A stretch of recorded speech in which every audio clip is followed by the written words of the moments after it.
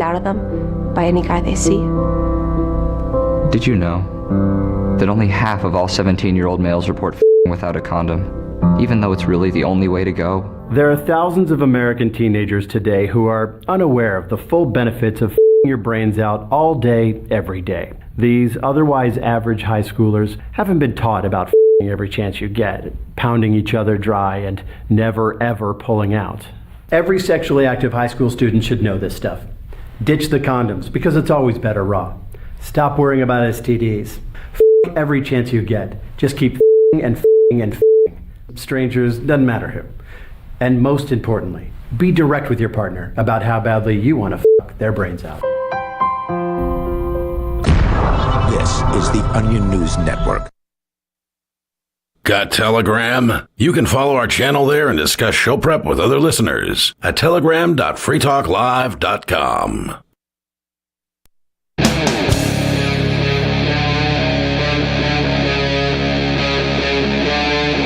Free Talk Live.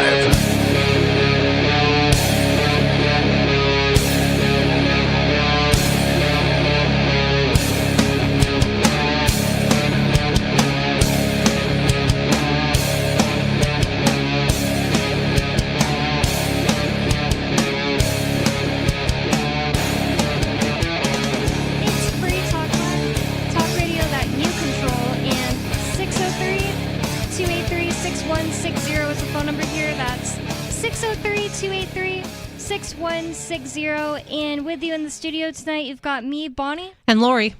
And we have multiple things to talk about tonight. But not your keys, not your Bitcoin is a lesson that too many people have learned the hard way. It's always best to get your crypto into a wallet that you control, but not all wallets are equal. Many of our hosts have been using Edge Wallet for years to manage crypto, and there just aren't many wallets to compare. Featuring a unique login system that makes it easier for you to access your crypto from multiple devices, Edge is designed to be user-friendly. In a space that can be notoriously difficult for non-tech people, Edge is a valuable tool for novices and experts alike.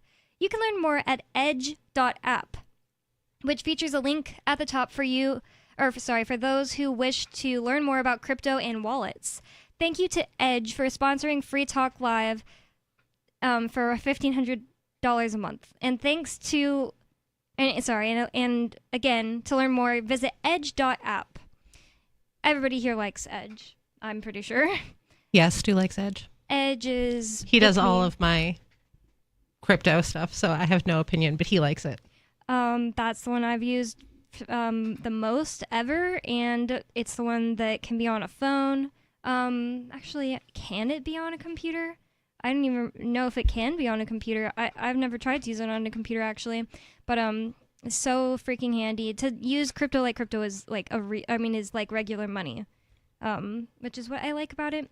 On the show tonight, one of the things that I wanted to talk about were couples that have different political opinions.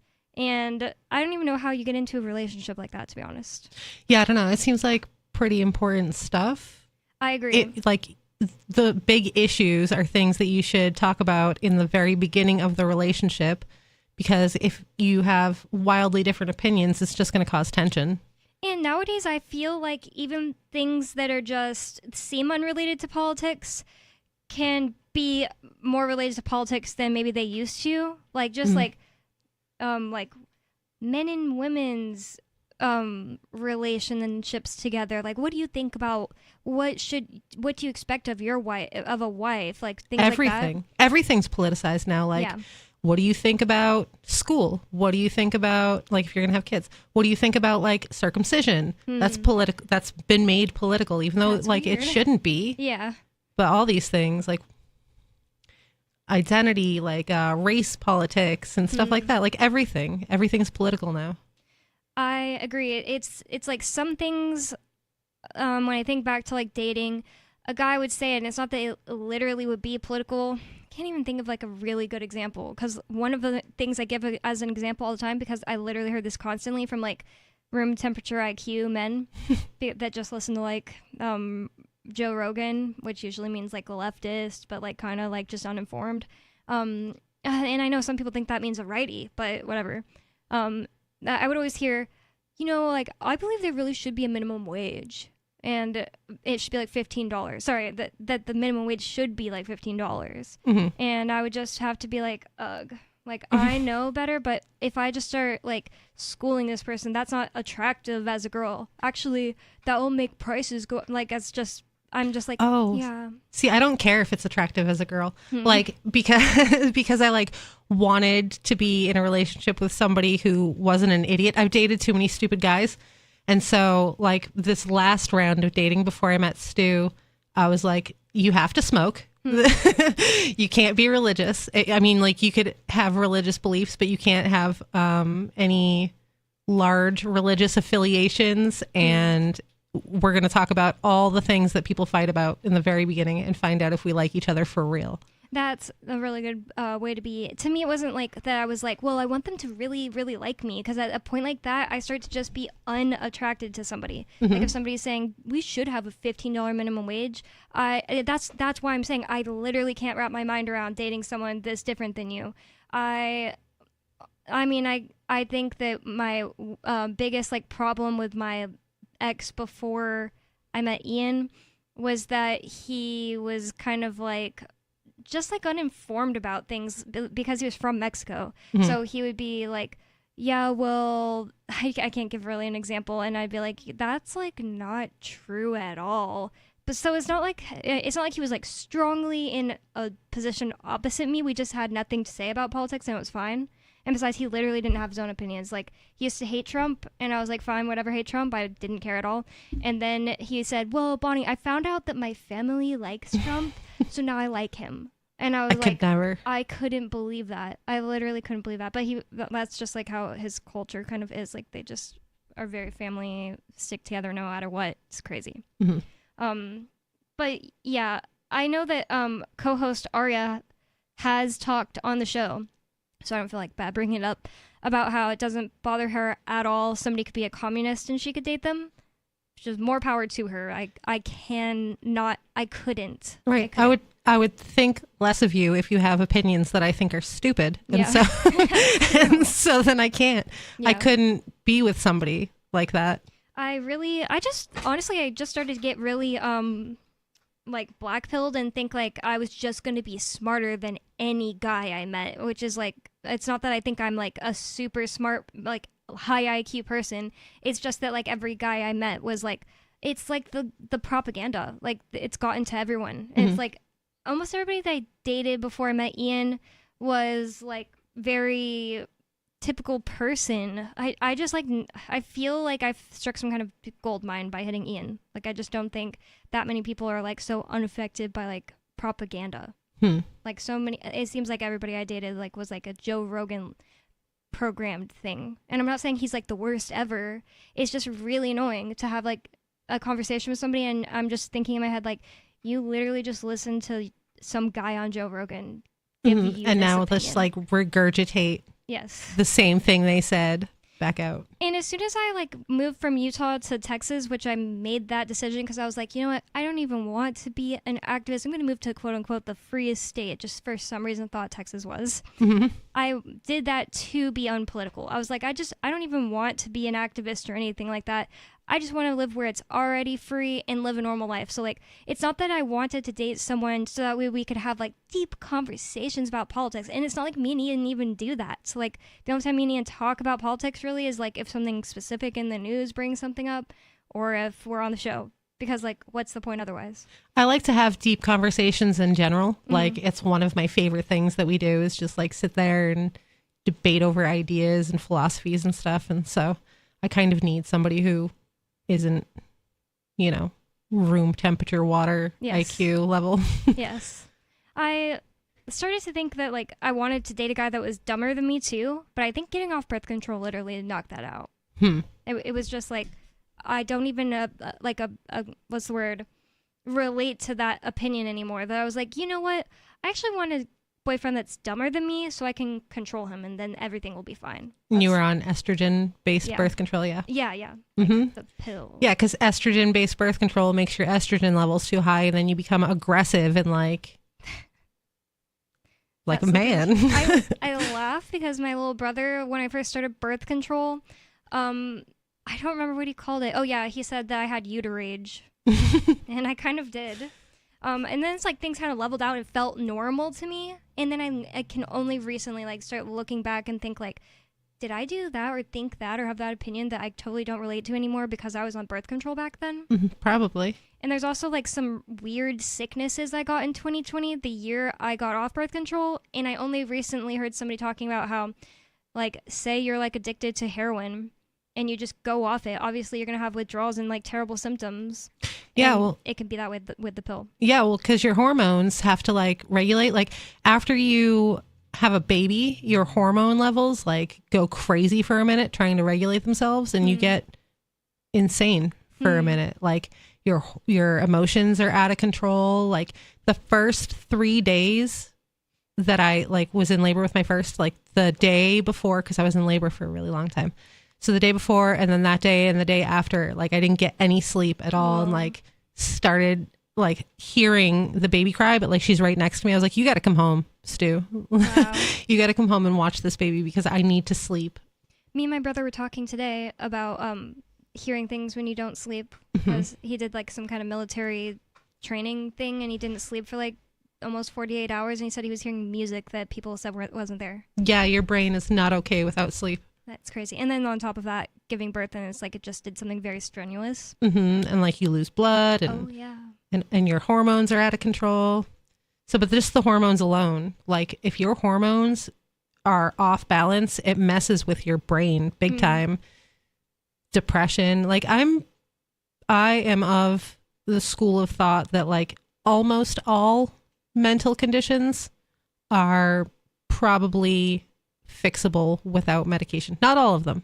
Like I'm sure there are some that I'm fairly certain you need to be medicated for, like schizophrenia and stuff like that. But I think most like depression and anxiety and things like that you can fix on your own. This is not medical advice because I'm not a doctor. Yeah, I have to agree. I've even heard, but I didn't like look deep into this, but I've heard that there is, and I can't remember which, I think it's a B vitamin. I've heard that there is a vitamin that they have done studies on people with schizophrenia, and turns out they were just like deficient in that vitamin. They got at least a lot better. I can't quote the study or tell you which vitamin I'm talking about, but I wouldn't be surprised if literally every mental problem can be fixable. Like, that's wild. Like, so I told you before, like I have an IUD because my body is trying to kill me. And one of the things, so I researched everything about it when I found out what was going on. And one of the things that someone used to control the problem was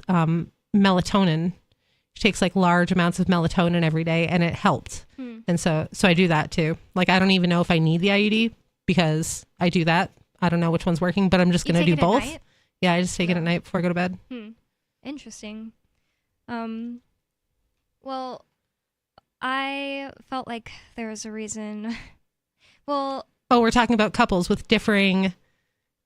Yeah, but I guess we only started talking about like health things because I said having uterage on the pill. We're talking about how the pill like affects you. I think it also affects like who you're attracted to. It does. The idea of being in a relationship, like as a person of whatever you want to call me, I don't really feel like I have that much of a label, a libertarian. The idea that I would date a liberal, like there would have to be something really, really wrong with me. It does. Hormonal birth control with like estrogen and progesterone tricks your body into thinking that you're pregnant, which is how it works. So when a woman is pregnant, she wants a man who is not manly. Yeah. Like someone who's not threatening. You want a non-threatening man, which equates to liberal. A soy boy. Yeah. That's so true. Yeah, that could totally be what's like at play here, because the idea that but then again, I also think that I have heard a lot more people say, oh, my parents were, the dad was a Republican, mom was Democrat, or whichever was whichever, doesn't matter. But I've heard people, like older people, say that a lot more. And I think it's because back then it's like you could be a Democrat and only disagree with your Republican husband on like two things.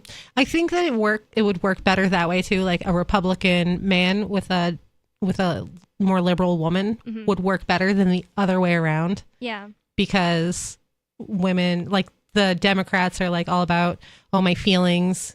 And if I was with a man who was all like, oh, my feelings, I'd be like, wow, you are not very manly. Or like you can have feelings and I'll hug you and stuff, but like if that's all you're concerned about is your feelings and all of your perspectives, that's a problem. Like irrational. Yeah. That would be not good. Like Ian fixes all of my problems for me. I couldn't have somebody who didn't fix all my problems for me. Or at least try to fix all of them. Or at least I couldn't be the person fixing the majority of his problems. It'd be terrible. Men are fixers. Yeah. Like me and Stu have this thing. He has to be like, do you want me to listen or do you want me to fix? That's literally what Ian does too. Because he has annoyed me so much sometimes when he's like, well, I wrote a list of things you can do about it. I just wanted to vent. And none of them are actually things you can do about it anyway, because it has to do with my feelings and not my, oh yeah, let me just, that's like such a man thing. Yeah. So as long as you check though, that works out pretty good if you're like, yeah, do you want me to just listen to you or do you want me to actually give you a solution? Yes, that is very good advice for anyone. So this story is from Wall Street Journal. It says, they're happily married, they just can't stand each other's candidates. Kind of funny way to put it. It says, politically mixed marriages are a dwindling species in America. And that doesn't surprise me at all. In this election season, these couples are finding it even harder to avoid a blow-up. Erwin and Denise Weinberg were sure the neighbors could hear them yelling at each other one recent evening. Oh my God. I can't even imagine. Like, we don't yell at each other. Yeah. We've had like disagreements on things, but never like a fight. We've never had like a fight where we're like mad at each other for the whole day and like yelling at each other, any of that. Me and Ian have only ever had one fight, and I definitely was raising my voice, and Mark said I was raising my voice at Ian, and it was literally during the, what's it called, case, during the, like, going to court every day. It was the middle of us going to court every day. Well, it's because it's wildly stressful. Exactly. That's what I think too. I don't think we would have ever argued otherwise. Like you were saying, it used to be more common to have like mixed political marriages. Yeah. And today's political climate, the way that things are and how far left the left is, I can see why that it's not so common anymore. It shocks me, but it shocks me that this is a thing that happens, but it's also not surprising that they're yelling at each other, because it says Denise is a lifelong Republican, and she was trying to convince her husband, a Democrat turned independent, to vote for Donald Trump. He said, I don't want to talk about it. He shouted that at his wife, it says. I'm going to bed, she fired back. Welcome to divided marriage in 2024. Some couples are trying unsuccessfully to avoid discussing politics. That's actually what my dad and his mom do. Whenever we visit my dad's mom from California, it's just like a rule that politics don't get brought up. Like, we'll keep saying that. I can see doing that with people that like you're friends with or that, are in your family, but I can't imagine having a relationship with somebody that I can't talk about everything with. Yeah. Like if I can't talk about every single thing with you, anything that just pops into my mind or pops into your mind without us having some kind of giant fight, then it's not going to work. That is such a good point. Like, imagine just sitting there having an opinion because the news is on. You guys can't help that the news is on. You're like at the bus. I don't know. I don't know. The dentist. And you can't even, that they're thinking something, and you're both like internally getting annoyed with each other because you're like, oh, I already know what he's thinking over there, and you know that he knows the same thing. That sounds awful. What would happen. Yeah, that would be awful. Like, honestly, I literally don't like anyone that I have to walk on eggshells around. Same. And the idea of being married to someone that I had to walk on eggshells around is terrible. And actually, I wonder if the trolls are like mad about this, because I've definitely fought with Ian on the air, but it's literally not serious. It's like we'll have like almost the same opinion, but one slight differing point. And then like, it's the show, so we will keep discussing it and maybe even getting like elevated and accelerated, but it's something that we would never actually fight off the screen. And I'm not saying that's fake or something like that. It's like, one thing that's coming to mind is like, I used to don't really care enough anymore because I was just like really angry at the like world because of like Ian's situation. I was always thinking like, all these stupid people around me are the reason this is happening. All these, and it's still true. It's literally true. I just don't like sit around thinking about it, is what I mean. But Ian would be like, yeah, I agree with everything you're saying, except you shouldn't call people stupid. And some of them are though. They are. Yeah, I think that the majority of like intelligent people can have discourse and disagree with each other heatedly and still be fine afterwards, after the conversation, and not be like, I hate you now because we had a disagreement about something. Yeah, and one part about it is just realizing you don't have to change their mind, or you don't have to quote unquote win. Right. Because like I'll never change Ian's mind. You're not going to hear Ian like driving down the street and go like, it's because everybody on the road is stupid. Right. Like me. And also some things that are not political at all. There are things I've had to just accept that I won't change his mind on. Like I am honestly really against the idea that you pick everything that happens to you in your life before you're born. I really hate that idea. Yeah. It's I don't victim like that. blaming in my opinion. I don't like that idea either. Like imagine. Because I'm sure little kids don't pick to die before they're born when they're like babies. Or like really awful things happening to kids. Yeah, That's right. literally victim blaming. Like watch a St. Jude's commercial and then tell me those kids picked that. And they would be like, they just think they're. The thing is, Ian isn't like, I really believe that either, but he won't be of the same opinion of me that it's like completely BS.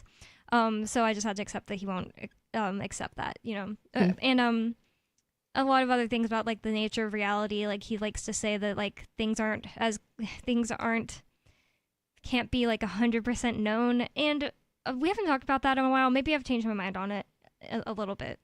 Like lots of things, like you start to observe it and it can change. Like I get all that, but I just don't like I don't like when people think, oh, there's no such thing as truth. Nihilism. Yeah. Yeah. Yeah. I don't like that. I don't like it either.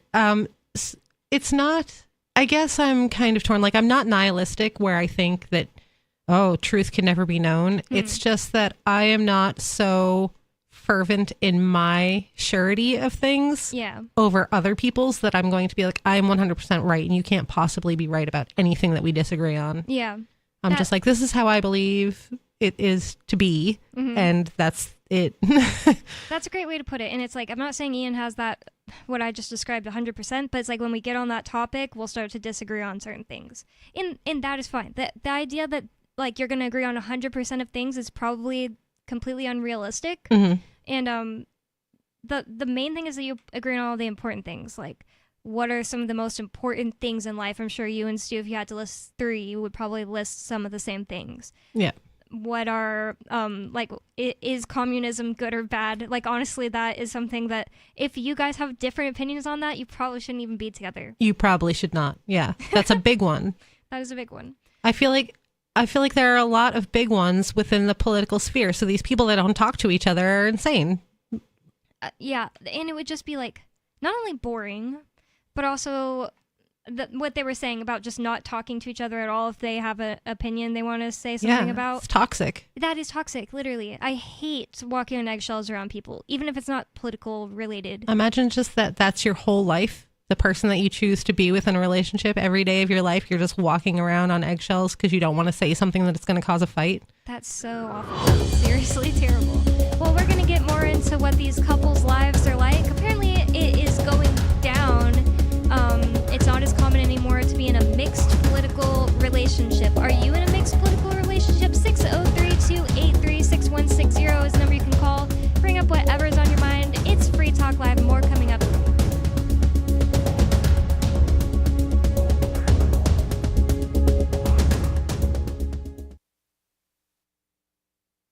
Some of you have wanted to support Free Talk Live's mission on a monthly basis, but don't want to support Patreon. Now we have an alternative that also helps our premier streaming platform, Odyssey. Visit video.freetalklive.com and click Join at the top of the channel. You can subscribe for $5 per month, and unlike other subscription services, Odyssey adds their processing fee on top, so it'll cost a little over $5 per month, but Free Talk Live will receive the entire amount you pledged. Higher donation tiers are available if you're feeling so inspired. You'll get a special membership badge that's visible in the Odyssey chat room, and if we get enough supporters, we may enable members-only chat. This new subscription method is a great way to decentralize our direct listener support away from just Patreon and also support a libertarian-run business, Odyssey. Please visit video.freetalklive.com and click Join to subscribe to our Odyssey channel and help support spreading our message around the planet. Visit video.freetalklive.com and click Join today.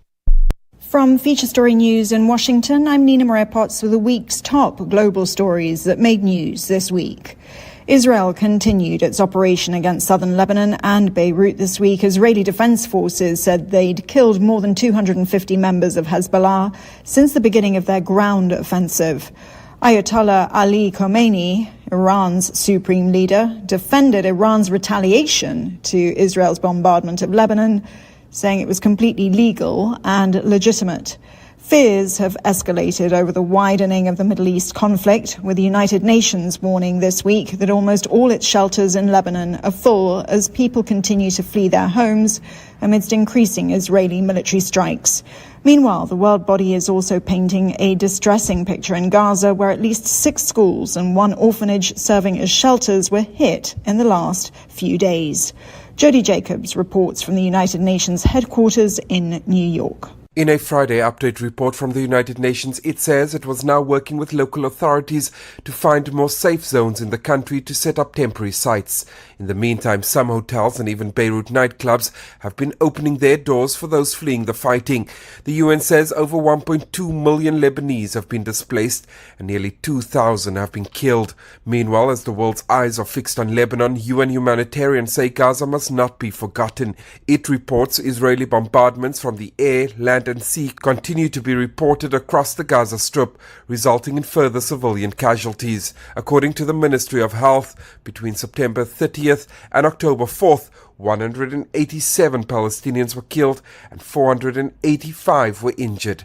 Jody Jacobs, New York. The impact of Hurricane Helene, the worst hurricane to have hit the United States in 20 years, continues to mount, as does the death toll. Rescue crews continue their search for scores of missing people in the southeast, where more than 200 people died in the terrible storm. Residents in isolated parts of western North Carolina were particularly badly hit. Federal, state and local authorities across the region continue to clear roads while delivering food and water and medical aid to residents in desperate need of help. Ira Spitzer has more. Homeland Security Secretary Alejandro Mayorkas said FEMA has enough money to meet its immediate needs, but warned that funding would run out if another major hurricane hits. The agency has been delivering supplies such as meals, water, and generators to regions in the southeast that have been devastated by Hurricane Helene, which made landfall last week. The storm has killed more than 150 people and caused massive damage. Earlier this week, President Biden said that he might request an emergency spending package from Congress for recovery efforts. From bureaus worldwide, this is FSN.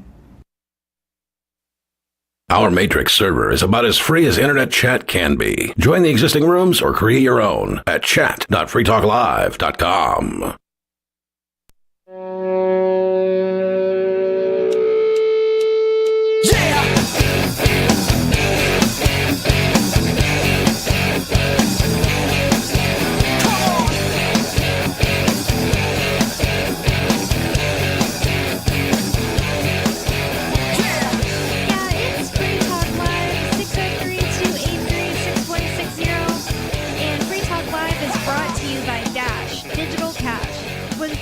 Of less than a penny per transaction, Dash is made for spending. Dash is one of the oldest cryptocurrencies and is widely available on exchanges including the decentralized Maya protocol and in multi-crypto wallets. Thanks to the Dash DAO for sending us 32 Dash per month for this sponsorship. It's easy to get and use Dash. You can learn more at dash.org. That's dash.org. And with you on Free Talk Live tonight, you've got me, Bonnie. And Lori. And we have a caller on the line, so I'm going to go to your phone calls and thoughts. It's Tom in New Hampshire. Tom, what's on your mind?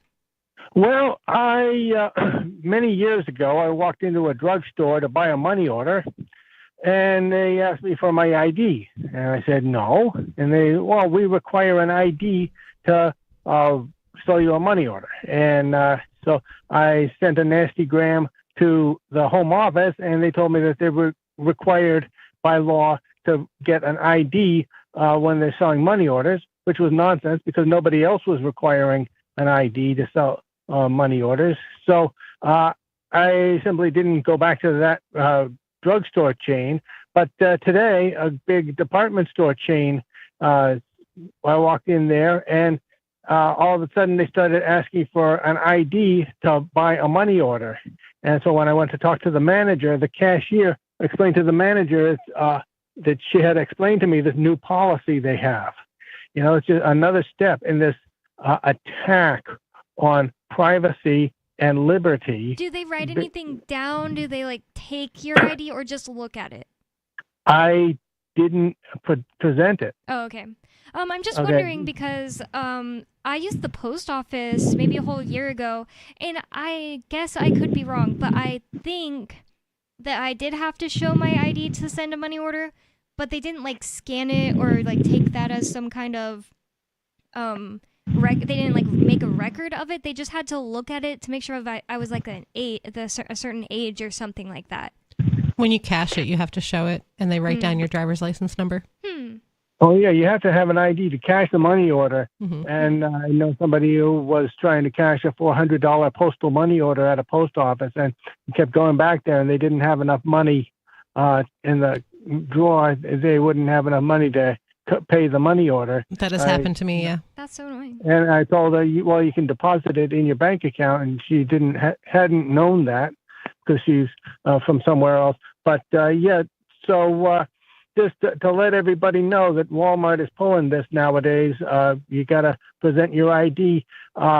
Donald Trump, of course, was pushing for voter ID. He says, well, when you buy groceries, you got to show your picture ID, which was nonsense. When you buy groceries? Yeah, he said that during Maybe during a rally. Costco? Alcohol? Maybe? No, that Costco. might be. But that's different because it's like a membership. Groceries. When you're buying groceries, you got to show an ID with your picture on it, which is nonsense. I would live in the woods picking berries and eating squirrels before I did such a thing. That was Donald Trump, and he's so mixed up. He probably never bought groceries in his life. That's such a good point, because I saw an episode of The Kardashians recently where the mom and one of the daughters were like, what are we going to do for our day out hanging out together? And one of them was like, I just want to do normal things. And they were like, when's the last time you went to a grocery store? And they were like, years. That's so weird. So they went to a grocery store for like fun. And they were even like, I get to take the cart back and stuff. So yeah, if the Kardashians are like not going to grocery stores, I feel like Donald Trump probably literally doesn't. And I remember when Obama said, when you go to the grocery store and pick up your daily arugula, and everybody made fun of him. I mean, like, he's not as rich and powerful, or wasn't at the time as rich and powerful as Donald Trump. So it would be a good guess that he doesn't even use. Yeah, so it's a good reason not to buy anything at the store, because they're not going to miss your business. A few money orders that are $1 a pop. They couldn't give a fire truck if you decide to buy your money order somewhere else. But if nobody goes shopping at the store anymore in protest to their policies, then it might start to sink in. But to be honest, people would not protest that. I seriously don't think people would protest it, because at the airport, they are now doing this thing, at least in the airport I've been to a lot recently, the Manchester one in New Hampshire. They have a machine that you just put your ID into, and it scans the ID and then takes a picture of you. And I read the line, or I was standing in the line waiting to get my turn, and I saw the sign explaining the new process. The very last sentence said, if you would not like your ID scanned or picture taken, then you can just let them know that. And then you don't have to. So I read that, but nobody in front of me has ever done it. All they do is say, thanks, no problem. They take your ID like normal and don't take a picture of you. But people willingly hand over their DNA, like for fun. Listen, I did because the feds already took my DNA. So I was like, my family members have already taken it, and apparently that kind of affects you. And the feds took my DNA it was so stupid, for getting arrested. That's a stupid story. But I asked my sister if she had done a DNA test, and she hasn't done one, so I'm still safe so far. Is it only your siblings? I don't know. Well, my mom's dead. My dad's not going to do that, and my sister, and that's it for like immediate family. So. Well, it's an ID to buy a money order is just one more hassle for some people that don't have an ID, and so they go to the store and buy money orders, and they buy postage stamps, and they mail a payment to somebody to pay a bill with.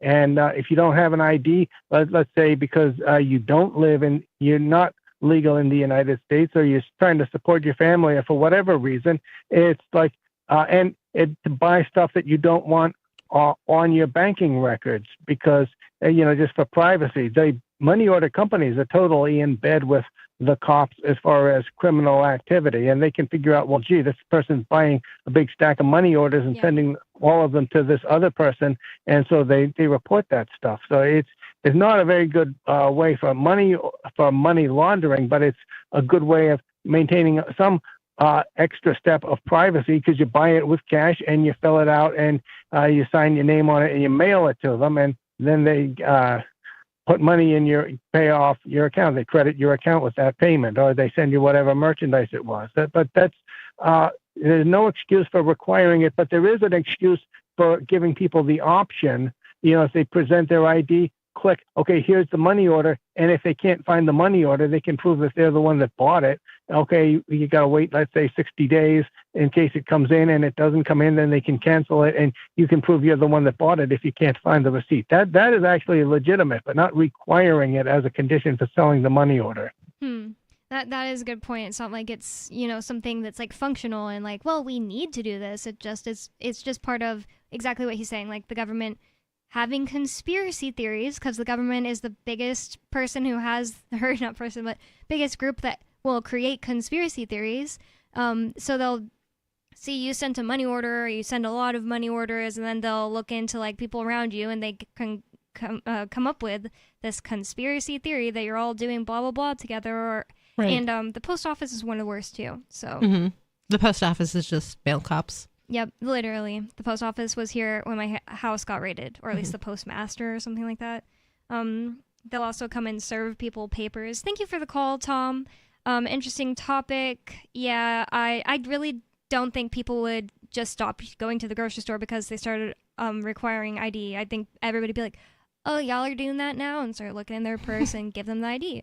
I asked my sister, who's not like an idiot, and I would think that she would want to not show her ID because she flew one day before me earlier this year, and it was the day that I first saw those signs, and she was like, oh, I didn't see that it said that. I just gave them my ID and had the picture of myself taken, and I was like, what the heck was that? And I was like, there are signs up. Even if there, sorry, I felt bad that I said her name, but even if there weren't signs up, I was already like, I'm not doing that. I was gonna say something anyway, but then I saw in the sign that said, oh, and by the way, if you don't want to do this, you don't have to.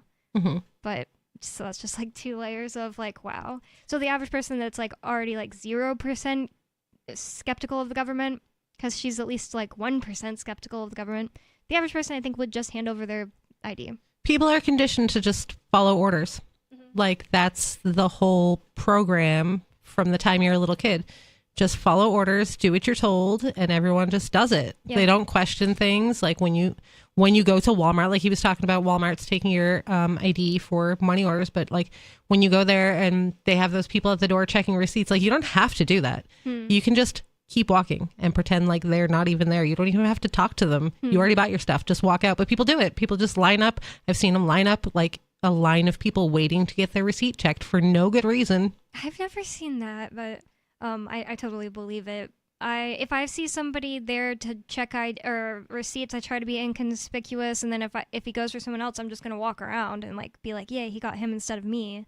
But I don't mean that I'm stealing. I mean that I don't want to be bothered on my walk to the car. I had one like door checker guy get aggressive with me because I was walking out and he was like, ma'am, like yelling after me, and I was like, no thank you, and he was like, what are you saying thank you for, and like started yelling at me. I was like, crazy. If you thought that was going to make me more inclined to stop, like you're incorrect. That's crazy. Yeah.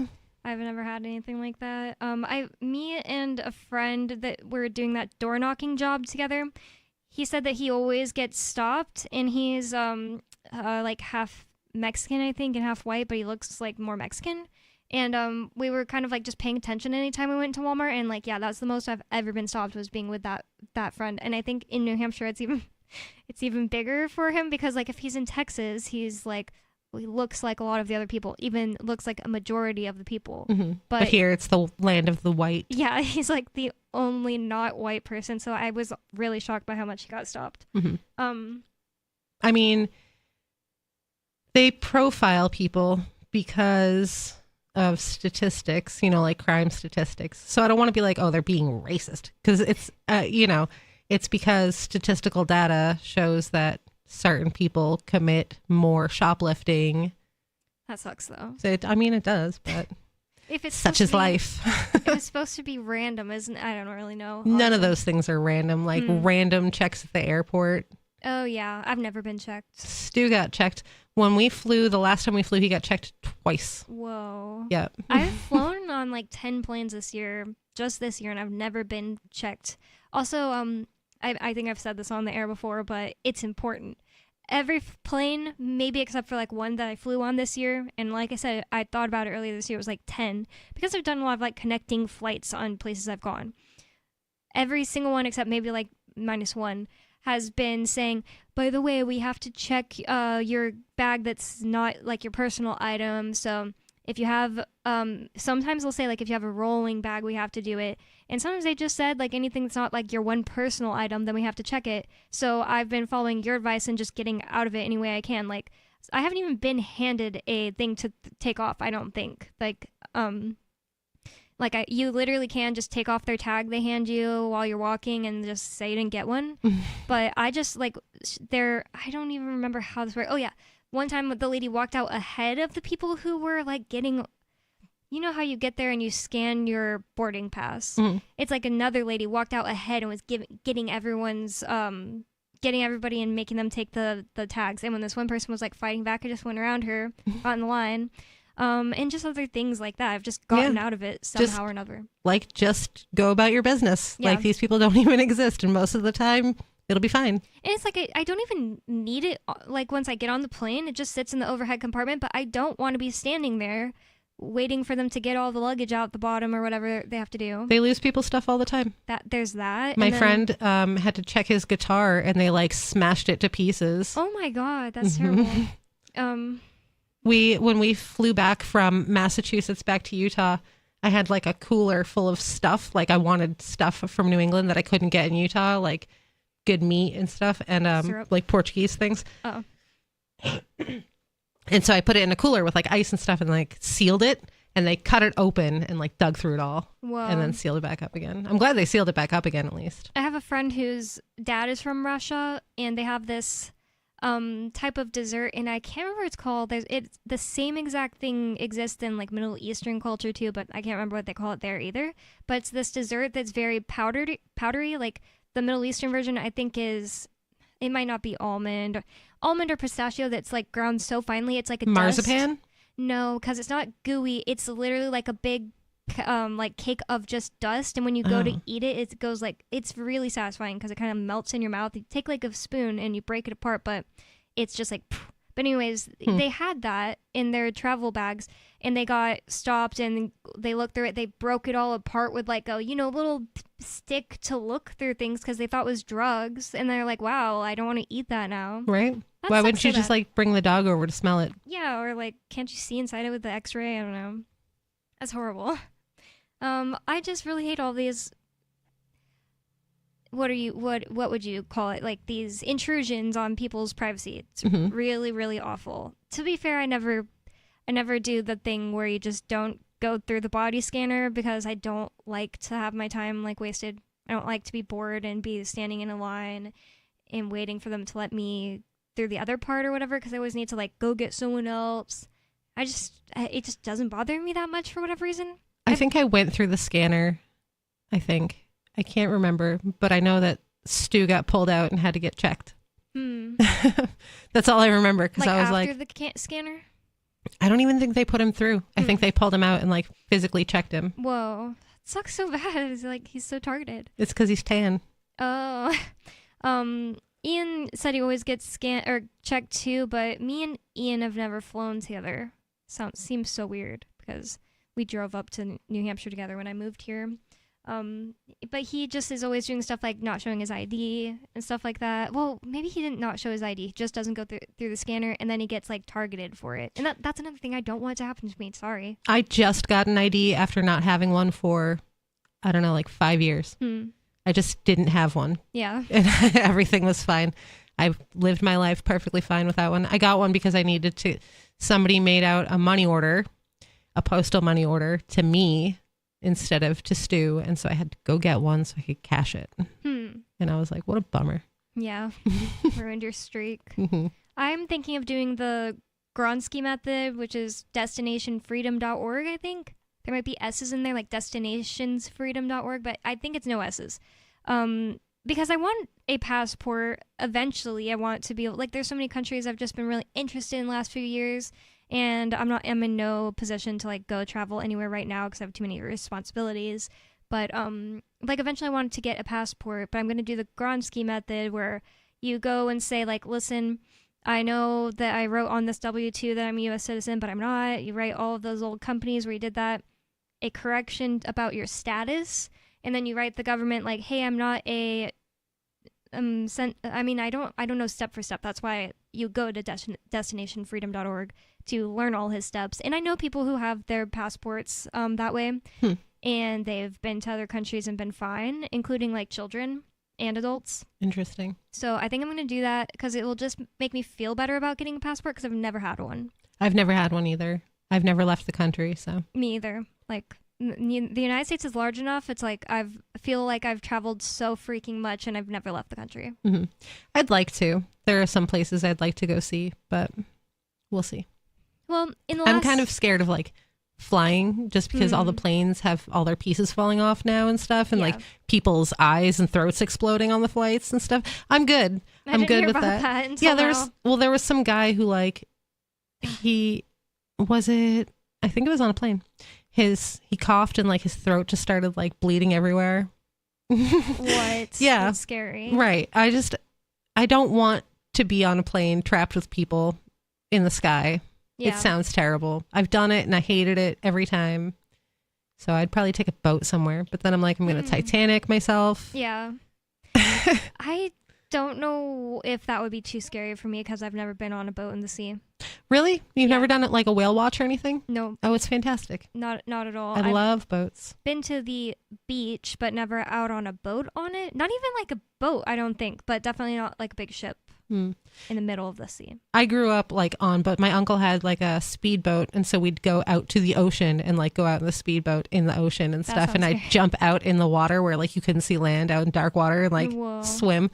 So the ocean doesn't really scare me. I like boats. It scares Stu though. He does not like the ocean. Yeah, because he's from landlocked. I don't really like the ocean either. Like the idea of jumping where I could see no land, it's actually really scary. Like I can swim enough to like stay up, but I don't know what's under me, and I couldn't do that seriously. Like even like a lake that's dark, I don't like that. That's the only time I've been on a boat was on a lake with my grandpa, like driving a boat and like dragging something that like a floaty thing behind us. Most things in the ocean don't want to eat you. I don't like thinking Some of the them. things would definitely eat you, but most of them don't want to. I don't like them at all. That really scares me. But if I was like on a big ship, would it be less scary than being in the sky? Because when I'm in the sky, I'm constantly thinking about it. I'm constantly like, oh yeah, we have to stop thinking about that now. Okay, don't think about that. Let's think about something else. Like every time I remember that I'm in the sky, I don't like that at all. I'm fine like while I'm in the sky. It's just taking off and landing is anxiety inducing for me because I'm like, these are the times, these are the 2 times that things are hairy and we're bouncing around. Yeah.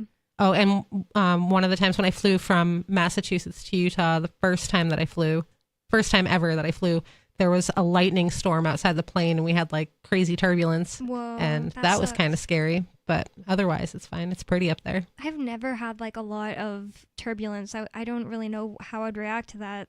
Like a lot.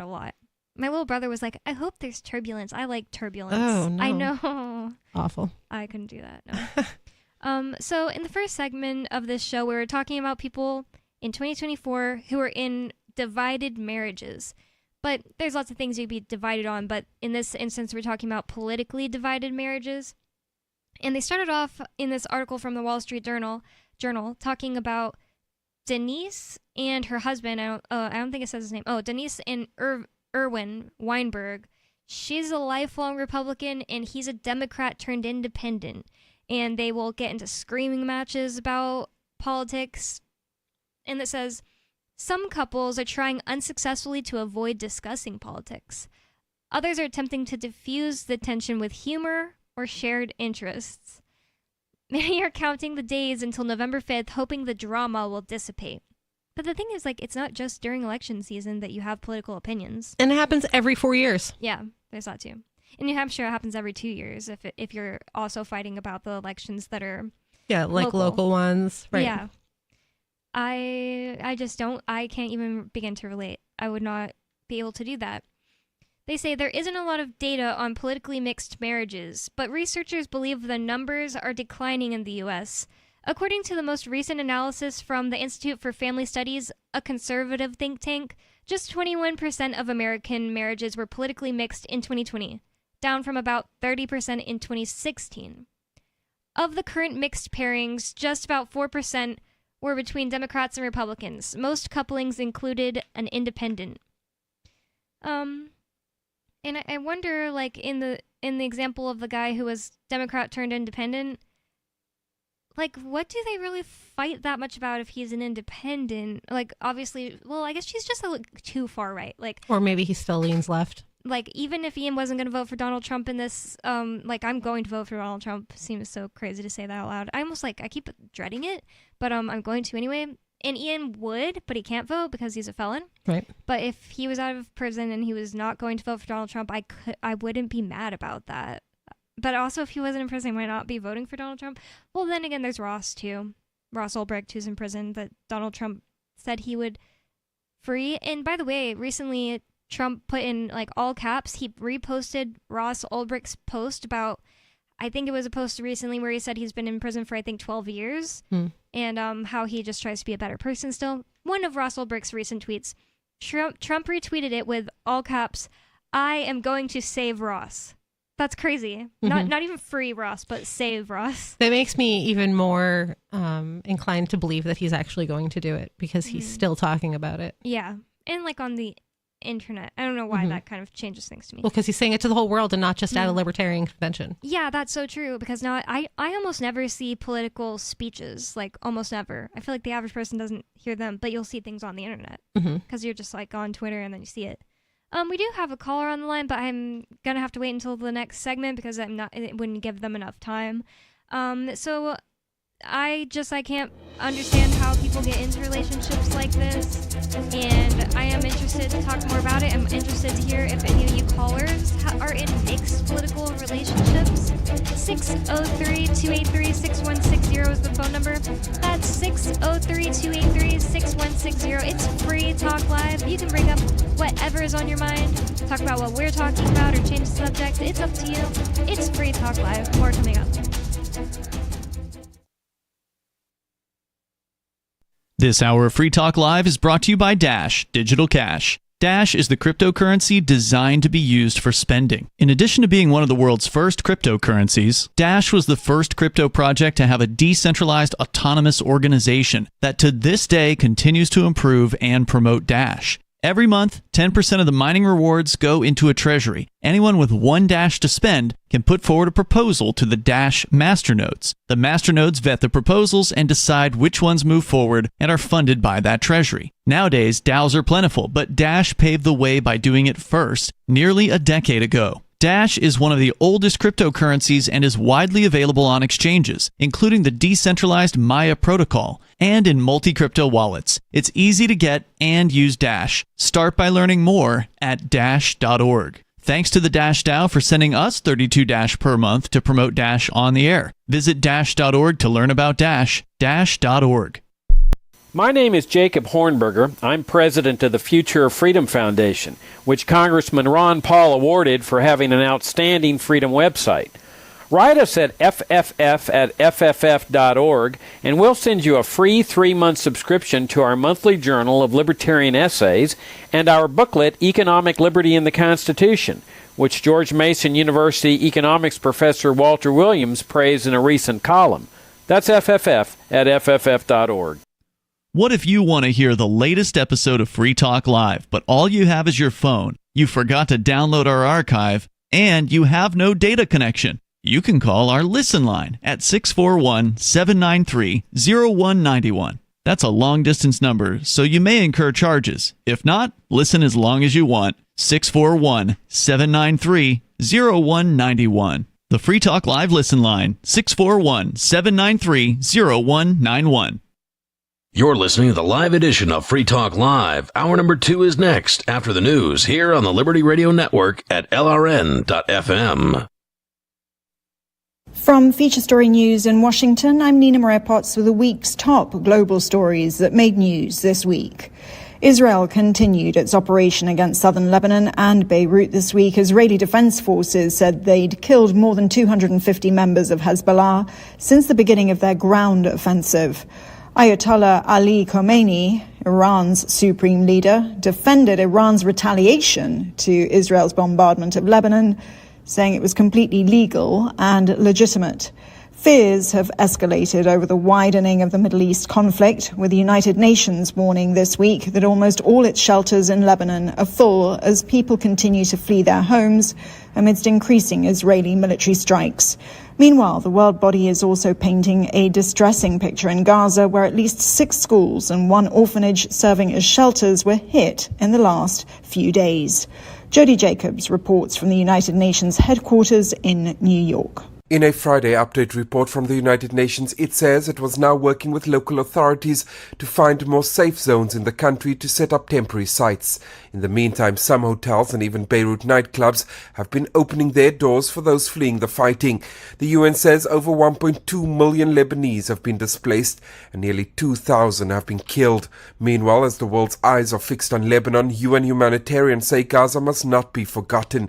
It reports Israeli bombardments from the air, land and sea continue to be reported across the Gaza Strip, resulting in further civilian casualties. According to the Ministry of Health, between September 30th and October 4th, 187 Palestinians were killed and 485 were injured. Jody Jacobs, New York. The impact of Hurricane Helene, the worst hurricane to have hit the United States in 20 years, continues to mount, as does the death toll. Rescue crews continue their search for scores of missing people in the southeast, where more than 200 people died in the terrible storm. Residents in isolated parts of western North Carolina were particularly badly hit. The U.S.'s Emergency Management Agency says its resources have been stretched thin by relief efforts related to the hurricane. Ira Spitzer has more. Homeland Security Secretary Alejandro Mayorkas said FEMA has enough money to meet its immediate needs, but warned that funding would run out if another major hurricane hits.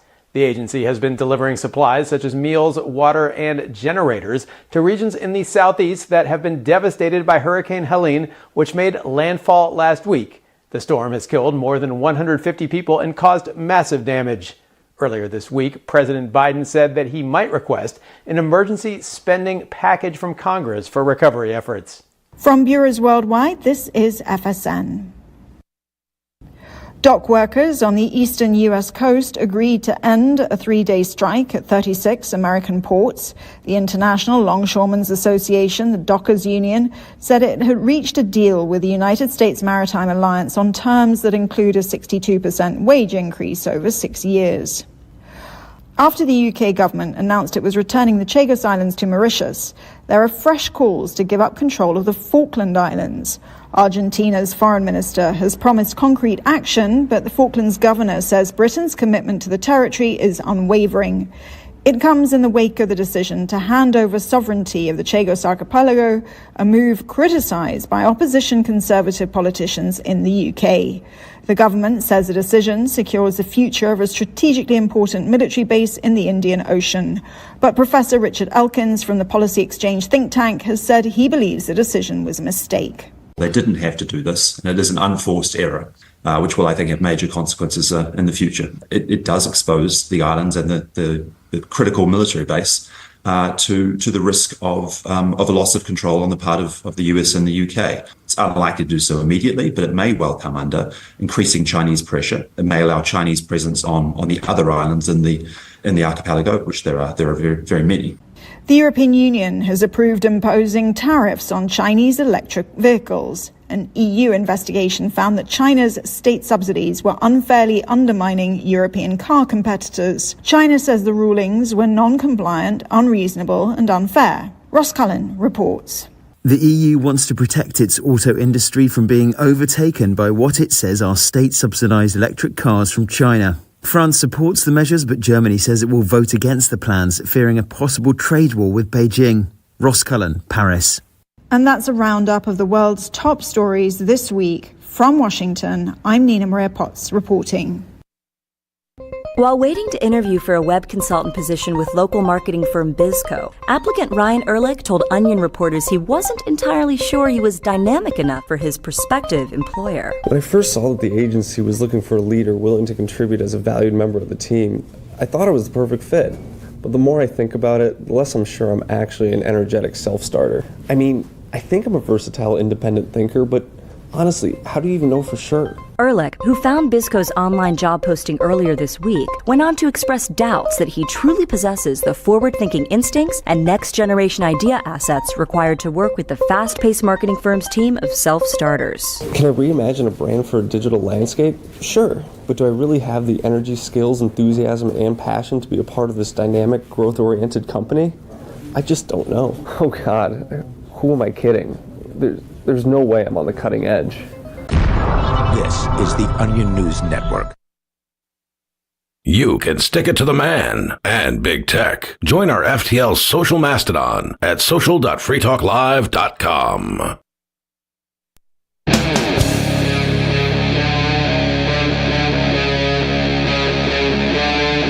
Free Talk Live.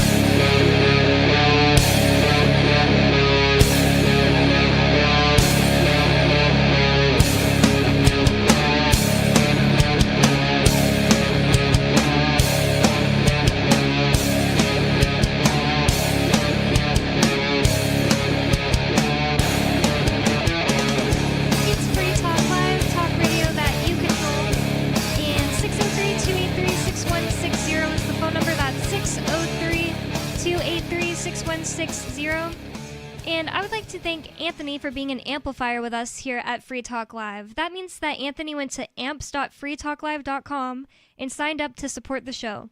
AMPS stands for Advertise, Market, Promote, and Support.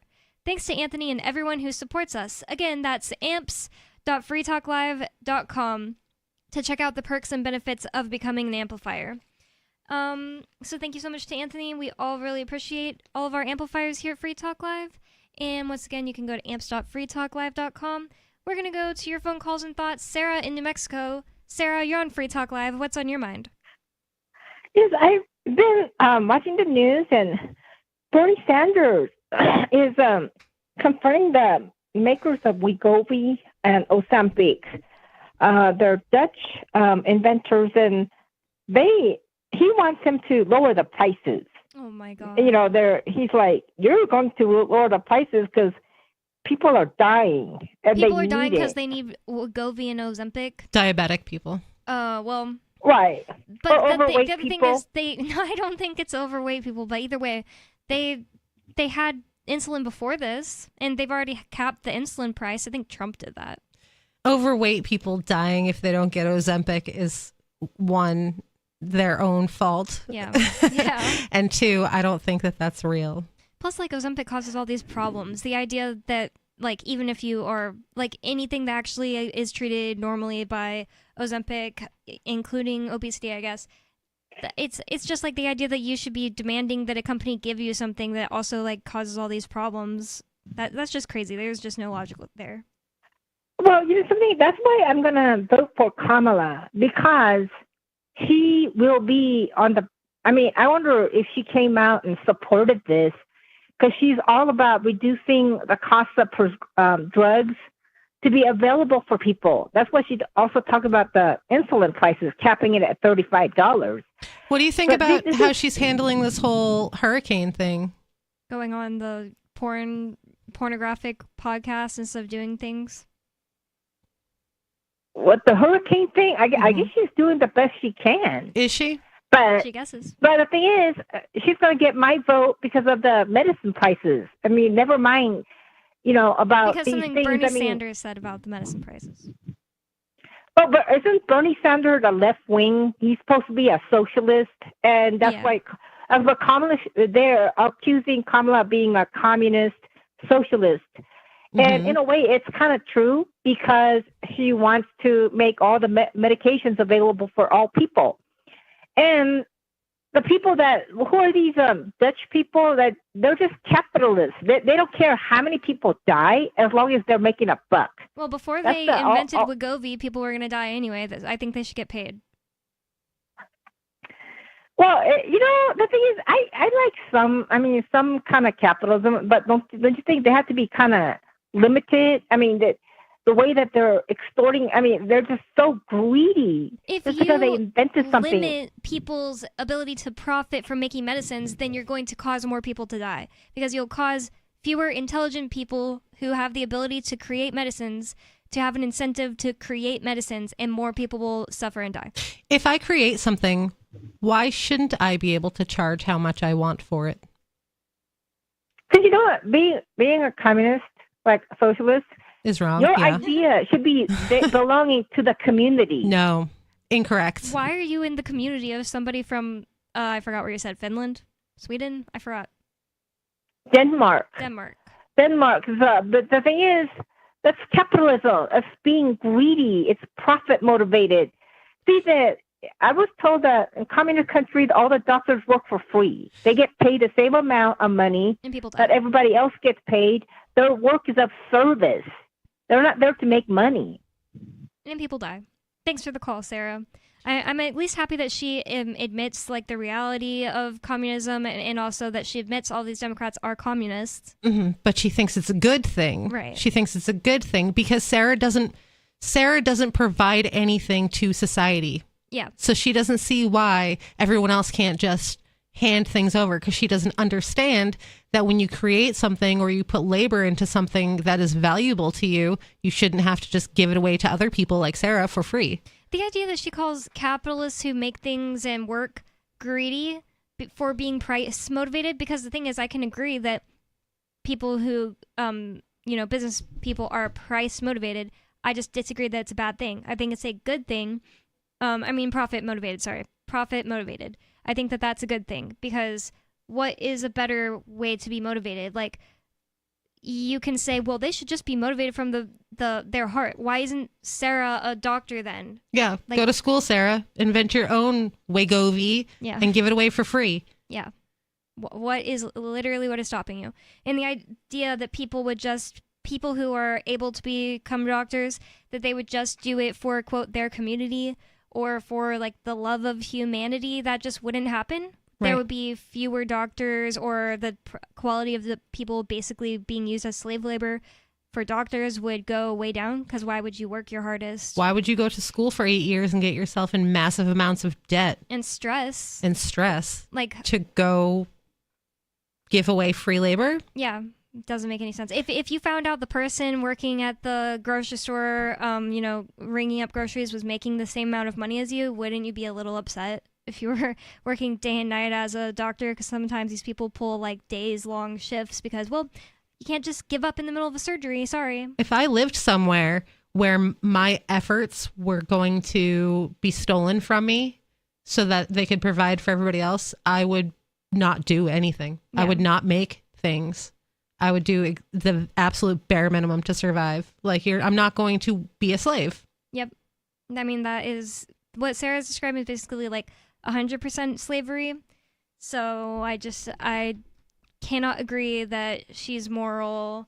I also think it's funny that she thinks that just because Bernie Sanders said a thing, that Kamala must agree, because most of the Democrats don't seem to like Bernie Sanders. Does she really think that it's moral, or is it motivated purely out of greed?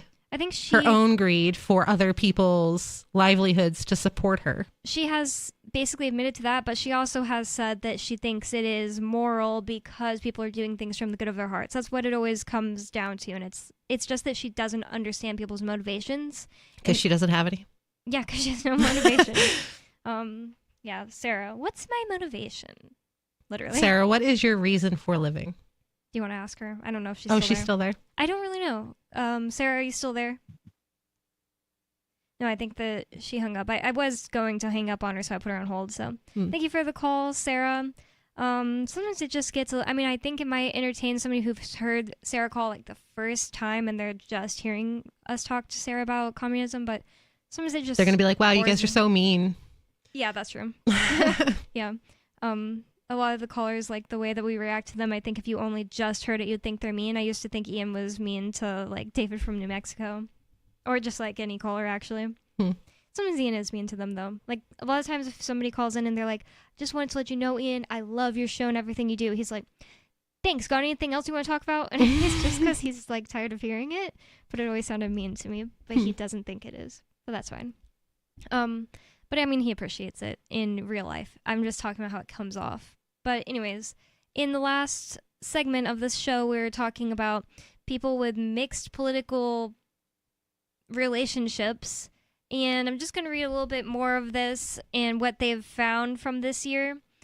I can't believe. I definitely could not do it. In this picture, it shows Denise and Erwin Weinberg. And I don't know. I couldn't imagine being a Republican woman, like strong enough to call myself a Republican. I'm voting. I almost said dating. I'm voting for Donald Trump this year, but I would not call myself a Republican. And even still, I can't imagine being married to a Democrat. Crazy. Right. I am not a Republican. And I could not date a Democrat. So they said here that the shift being that there are fewer mixed political marriages and relationships, this shift mirrors a larger trend, like increasingly marries like. In recent years, a growing share of American husbands and wives are roughly the same age and earn about the same, according to the Pew Research Center. That kind of really surprises me because I don't really have any insight about race. Like I can't think off the top of my head, like, have people been more or less likely to marry people of the same race as them? But as far as age, I feel like I've seen way more people than used to dating people that are older than them. Like me and Nikki both have like almost the same age gap in our relationship, and like it's not like we're siblings who just like have the same genetics. We're just random people. I don't know. I feel like I know a lot of people that have age gap relationships, so I'm surprised that they're getting closer together. I don't know. I guess if you think about like in like centuries long, like our grandparents' age gaps are probably more likely to be bigger than the average person. Yeah, because there's like 27-year-old men marrying 13-year-olds. Yeah, literally. Yeah, that was a bit more, that was a bit bigger, I guess, back then. So if you're thinking in terms of like multiple decades or centuries or something, then I guess I could see it. So they're saying that the move toward political homogeny doesn't seem likely to reverse itself anytime soon. Just about 15% of Republicans and Democrats who are single say they would seriously date someone from the other side of the political divide. So that means 85% say they wouldn't. Yeah, 85 say they wouldn't. That makes sense. I agree. Yeah. And it makes sense with like what I've noticed of people around me too. Like I would say I know a few people that would date someone who is not in the same political opinion of them, but not many. I've only ever really heard Arya say it, now that I think of it. I think I could date a Republican, but I couldn't date a Democrat. And that is what I have done. As far as like when I think back like to people I've dated, I dated a guy that even like this was like I must have just not been as seriously anti-cop back then because I really didn't like cops, so I think I hate them more now. And I dated a guy that like it was just his opinion that most cops were good, and he didn't like when that came up around me, but it's not like he was a cop. Like it wasn't that far, but he was definitely a Republican, listened to country music. I'd like cops. Start every day reading an ACAB story from the news until he like saw the light. So that's the only so that's the thing. I just legitimately do believe that the left is worse than the right. But if you're a Democrat, you might think, oh, I don't know, if you're like an independent that leans left, you might think, I would date a Democrat, but definitely not a Republican. So it's just like whatever is closer to you. I also I don't know, I feel like a lot of people just have completely wrong opinions on dating, and I literally mean wrong because they are like taking the wrong hormones in their body and stuff like that. I agree. And people value like really weird things when they're dating. Like height. Oh, yeah. Like height of a man. I don't want some guy who's 5'2", obviously, because I'm tall, but like I don't have some kind of strict rule on how tall somebody has to be before dating. Like I see that a lot. Yeah, I've it's seen weird. That a lot. I've dated somebody who was, I think he was 5'6", but I'm 5'2", so I mean, like obviously he's still taller than me. And just today, my brother, like I said, we were on the phone today. He told me that there's a guy that's on his military base who is like 5'2". And I was like, that is really sad. I couldn't just because I'm so tall. But like I've dated guys shorter than me before. I don't think I could date somebody that was the same height as me. That would be so strange. I love it. Stu's an inch taller than me. We can like look in each other's eyes. So, well, I just think, I don't know how tall you are, but like, I think if you're even just like 5'5", then it could be fine. 5'10". Because, okay. So like. Exactly. The pool is already limited. See, then at that point, it's totally fine. But being like I knew a gay guy, so like, I guess it didn't matter. I say that because it didn't matter to him as much for his potential matches. He would always lie that he was 5'6", and I was like, I just don't care to get in an argument about something stupid like that. So I was like, in my head, like, I don't really think he's 5'6", but I don't care. And my friend, who is a girl who is very straightforward, she's Chinese, so she has a lot of like almost like very typical Chinese traits, like she will just tell someone when they're wrong and stuff like that. That's like nice. Yeah. I love it about her. So she is 5'5", and she was like saying to him, wait, I'm 5'5" and I'm taller than you. And it made him so mad because I think he was like 5'3". I feel bad we went off topic so much, but I do feel bad for guys that are like 5'2", because that's the thing. I probably wouldn't date somebody who was shorter than like 5'5", but also think it's weird when people are like, my must-haves, 6 feet tall. Like, why so specific? That's right, weird. especially when they're like 5'4". Yeah. Like, what? That is weird. Yeah, that is so weird. If you're like a 6 foot tall girl, I could totally see it being kind of important to you. But it's only like mildly important. I don't want to date a guy who's 5'2", because that's like so much shorter than me. Yeah. But if a guy was like a couple inches shorter than me, I'm not going to be like, wow, that's awful. Yeah. Whatever. Yeah. If somebody was like really tall, like the tallest lady I've ever met was I don't remember which country, but she was from some kind of Nordic country. She was definitely over 6 feet tall. If I was her, I probably wouldn't want to date a guy that was like much shorter than me. But even then, it's like, the pool is low. So I had a friend in school who was 6'4", and she was dating a guy who was like 5'6". Whoa. And it's a bit jarring to look at, but I mean, if you're happy, that's cool.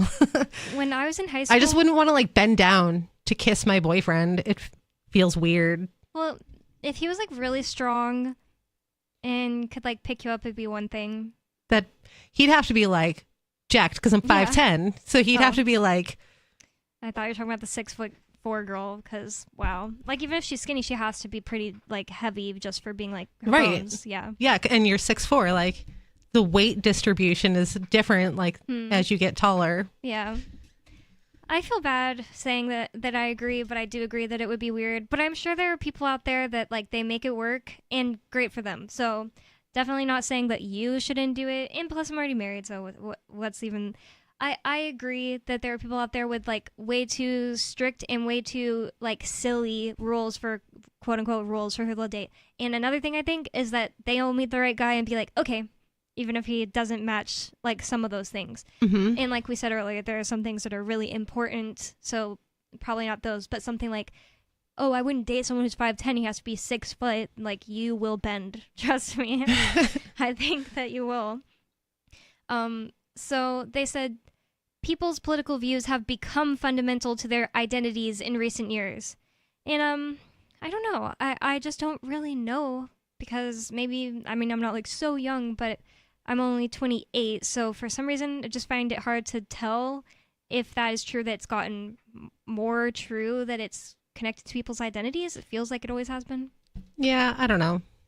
When I was young, I didn't even bother with finding out what the other person was into that much, like what their political ideologies were, because I wasn't thinking that I was going to be with them for very long, because I was like, this is just some temporary thing. Yeah. So I think as I got older, I was more focused on like finding somebody that I could see myself with forever. And so I would think about that more, and not like just somebody who would be fun to date for a while. And I feel like most people get more serious about their political opinions as they get older. Because, like, that definitely happened to me. Multiple things have happened that literally, like, radicalized me. Literally. Like, multiple times in a row. Like, oh, now I'm even more radicalized. Yeah. So, yeah, well, I don't know. I guess this article is saying that it is true that people's political views have become more fundamental to their identities in recent years. And William Daughtry, who co-founded the nonpartisan Braver Angels nonprofit after the 2016 election, out of concern for the tone of political discourse, said that that's true. Donald Trump didn't start this shift, but his political rise has coincided with increased polarization. A marriage and family therapist for decades, Daughtry says that, or maybe that's Daughtry, sorry. He says the first time he heard a spouse wanting to divorce because of politics was in 2016. People are angry, he says. That's the first time he heard somebody wanting to divorce because of politics? My grandparents divorced for, like, I think many reasons, but one was politics. That was I feel like 70s. that would be, if you have, like, a divided political opinion relationship, I feel like that would be the cause for a lot of relationship breakdown. And he's like a marriage counselor, so you would think he would know, but maybe people just didn't want to admit it, and then 2016 came around, politics got more polarizing, and then they were like, yeah, now I can just, like, say this out loud. Also, another thing is, one thing we were talking about in the beginning of the show is that, like, more things are considered political. Everything. So, like, when my grandparents divorced, one of the things that my grandma was talking about was, like, kind of like that, like, man and woman relations opinions, like what is expected from a woman, and what he thinks of that and what she thinks of that was kind of like one of the things. And I think maybe back then, maybe she wouldn't have called that politics, you know? Maybe. It is now, though. Like, yeah, there was this whole story I saw with the internet canceling some guy. I don't even remember who he is, because I'm not, like, I don't get down with popular pop culture stuff all that much. But they were canceling him because his girlfriend was burning white sage and, like, giving out white sage at her wedding, like, or at some previous wedding she had, because it was like, oh, well, that's a closed practice for Native Americans. That like, so that's, like, now a political thing, like a plant. Burning a plant is now political, like, not even marijuana, a different plant. Yeah. Because it's some culture has decided that they own this plant in perpetuity now. Like, I'm sorry, but that's not how life works. Yeah, I have gathered white sage myself, dried it, and burned it, and I will never stop doing that. I really, I've only recently heard of people calling it that. That's a closed practice. And yeah, I've never heard of that before in my life, closed practice. Like, that's not a real thing. You can't just say, oh, well, we did this thing first and now no one else can do it. Yep, that's ridiculous. It is ridiculous. Culture wars. Like, one thing that is so pretty to me, and if I wanted to wear it, I would, is like a bindi. I think that's so pretty, and I whenever I think about, like, if I wanted to wear one, then I would. It's just like, I can't imagine thinking that, like, somebody did something once, so then, like, now nobody else is ever allowed to do it. Yeah, it's stupid. I think cultural appropriation is such a stupid concept. It is really stupid. So yeah, everything is becoming more politicized, and people are now fighting over it, and there are arguments, and people are less likely to get together with somebody who doesn't agree with them on politics. But honestly, I think it's a good thing. Join with people who are more like you, be authentic to yourself, and you will attract people who are more like you. 603-283-6160. It's Free Talk Live, and more coming up. Turd says he wants to. A new report from the Department of Health and Human Services urges Americans to do something, anything at all. According to the study, getting off your ass and doing any sort of physical or mental activity could have positive health effects. Look, we're not expecting you to go to the gym. That's clearly not happening. Just walk outside for a few blocks and then come back home. You can bring potato chips if that's what it'll take. For many years, the health department has encouraged Americans to watch less TV, but this report reverses that, saying, quote, watch whatever the hell you want, but at least pay attention and remember who the characters are, or just admire the colors. Colors are pretty. It's expected that following the advice in this report will cut down on the largest cause of death among Americans, laying on your back until your mouth fills up with saliva and you drown. Following the report's release, the most popular exercise now seems to be masturbating, but researchers warn that if you do it in public, stick to the sidewalk or you might get hit by cars. This is the Onion News Network. From Feature Story News in Washington, I'm Nina Maria-Potts with the week's top global stories that made news this week. Israel continued its operation against southern Lebanon and Beirut this week. Israeli defense forces said they'd killed more than 250 members of Hezbollah since the beginning of their ground offensive. Ayatollah Ali Khamenei, Iran's supreme leader, defended Iran's retaliation to Israel's bombardment of Lebanon, saying it was completely legal and legitimate. Fears have escalated over the widening of the Middle East conflict, with the United Nations warning this week that almost all its shelters in Lebanon are full as people continue to flee their homes amidst increasing Israeli military strikes. Meanwhile, the world body is also painting a distressing picture in Gaza, where at least 6 schools and 1 orphanage serving as shelters were hit in the last few days. Jody Jacobs reports from the United Nations headquarters in New York. In a Friday update report from the United Nations, it says it was now working with local authorities to find more safe zones in the country to set up temporary sites. In the meantime, some hotels and even Beirut nightclubs have been opening their doors for those fleeing the fighting. The UN says over 1.2 million Lebanese have been displaced and nearly 2,000 have been killed. Meanwhile, as the world's eyes are fixed on Lebanon, UN humanitarians say Gaza must not be forgotten. It reports Israeli bombardments from the air, land and sea continue to be reported across the Gaza Strip, resulting in further civilian casualties. According to the Ministry of Health, between September 30th and October 4th, 187 Palestinians were killed and 485 were injured. Jody Jacobs, New York.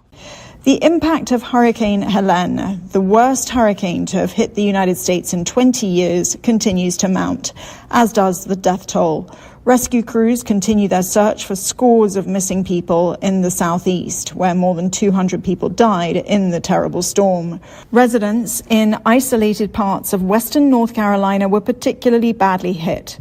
Federal, state and local authorities across the region continue to clear roads while delivering food and water and medical aid to residents in desperate need of help. Ira Spitzer has more.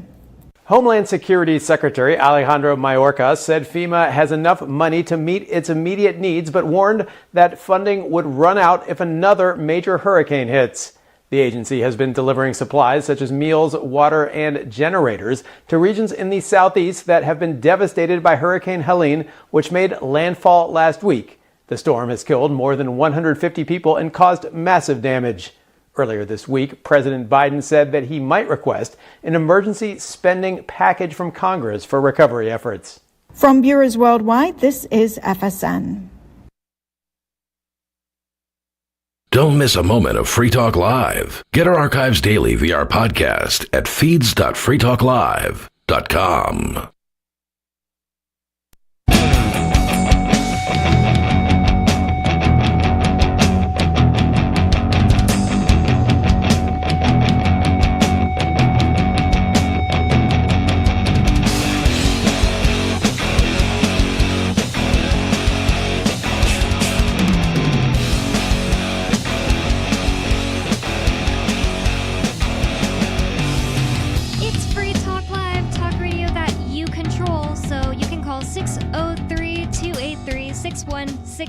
That's 603-283-6160.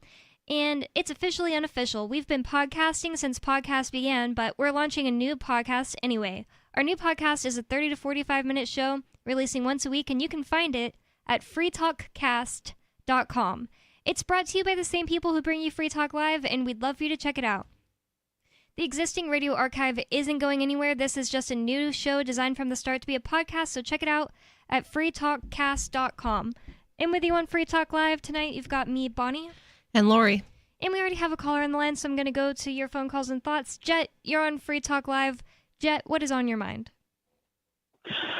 Well, a lot of things, but a couple of quick notes and then a topic. I was hearing you talk about the different height differences in dating and that kind of thing. Well, I have a couple perspectives on that, kind of socio-psychological type of things. You'll notice that in most movies, magazines, advertisements, the man is always taller than the woman. So we're being fed this psychologically all the time. A couple reasoning that I've heard from women themselves is that they feel a taller man is going to provide them greater security. Now, I have a little theory myself in that when the woman is shorter than the man, in order to kiss them, she has to bend her head backward and cut off the blood to her brain. That's sometimes how I Okay, feel. that's supposed to be a joke. Okay, so that's literally like sometimes how I feel. It's like, this is hurting me. So me and Ian love to kiss with me standing on like the third step. Wait, no, it's maybe the second step, but still. He's Okay, like, so you're same height. But that's a theory that it cuts off the blood of the brain, which creates a euphoric feeling, in the woman. Anyway, okay. Now this is for Bonnie specifically. Repeat after me. Important. Important? Important. Important. Why? Everyone around this country, newscasters have fallen into this thing where they're eliminating T's in the middle of words. I kind of brought this up before, but it just kind of bugs me, kind of like the usage of I and me. So many people just don't get that. But I believe good. Just kind of dropped T's. I thought everyone says mountain. I don't think anyone would say water bottle. Well, no, it's kind of a in the back of the throat thing, like bottle. It's still there, but it's not bottle or important, and that kind of thing. Anyway, those are just little pet peeves of mine. But I was thinking mostly, we saw these union strikes recently, over collective bargaining, and you know how I feel about taxation being, a form of slavery. Well, what a lot of these people don't understand is when they increase their own wages, of course, that increases the wages of the service or the product, but not the wages, but I mean the cost of the wages. You get the idea.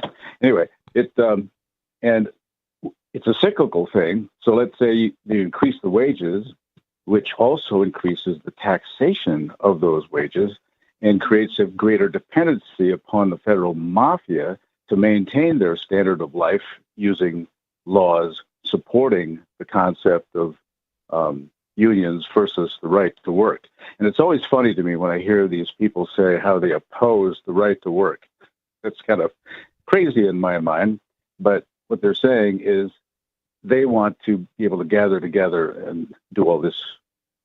And they don't want the bargaining. Employer to have rights, because it sounds a little complicated or backwards, but when a state has the right, like that right to work legislation or law, whatever you want to call it, that means that they can fire you for any reason they want. Like anytime I got hired in Texas somewhere, I would have to sign this paper that came with like every single job I got in Texas that said, and just so you know, we can fire you for any reason at any time, and you agree. And that's because of right to work. But I agree with that, but Democrats don't like it because they think anytime it's an underdog, that person's in the right, which isn't a good way to think.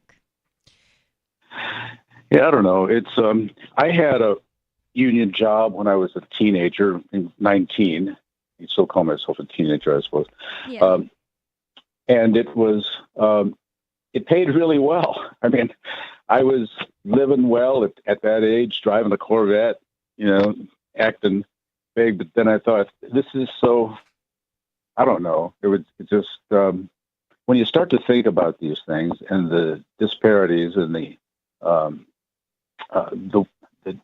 disjunct unfairness, that kind of thing, you just want to, I guess, use the word freedom. I don't know. I just want to be free. I just don't want these people to control my life or bother me. And if so that I can make my own choices. I think all these dock workers going on strike is a good way to get robots to take over your job. That's such a good point. Robots don't go on strike. Well, I just had those thoughts. I just, the idea that I used to have a friend down in Florida who was 5'11". Now I'm not 5'11". I'm a little shorter than that, but she used to love to wear 4-inch heels. And people would a lot of people would, I think they were looking at us as kind of an odd couple, but it was fun for me. I have seen so many girls that are so attractive when they're really, really tall. And I've heard so many guys, like anybody around me that's male, like comment that it is attractive. So I don't think that women need to feel bad about it, but it just always seems that women who are like over 6 feet tall complain about it. I don't wear heels. I have heels and I don't wear them because Stu's only like an inch taller than me. So I just don't wear them because then I would be taller. And like my internal brain is like, no, you don't want to be taller though. Like even though I don't care in general that much, I just don't wear them because of that also.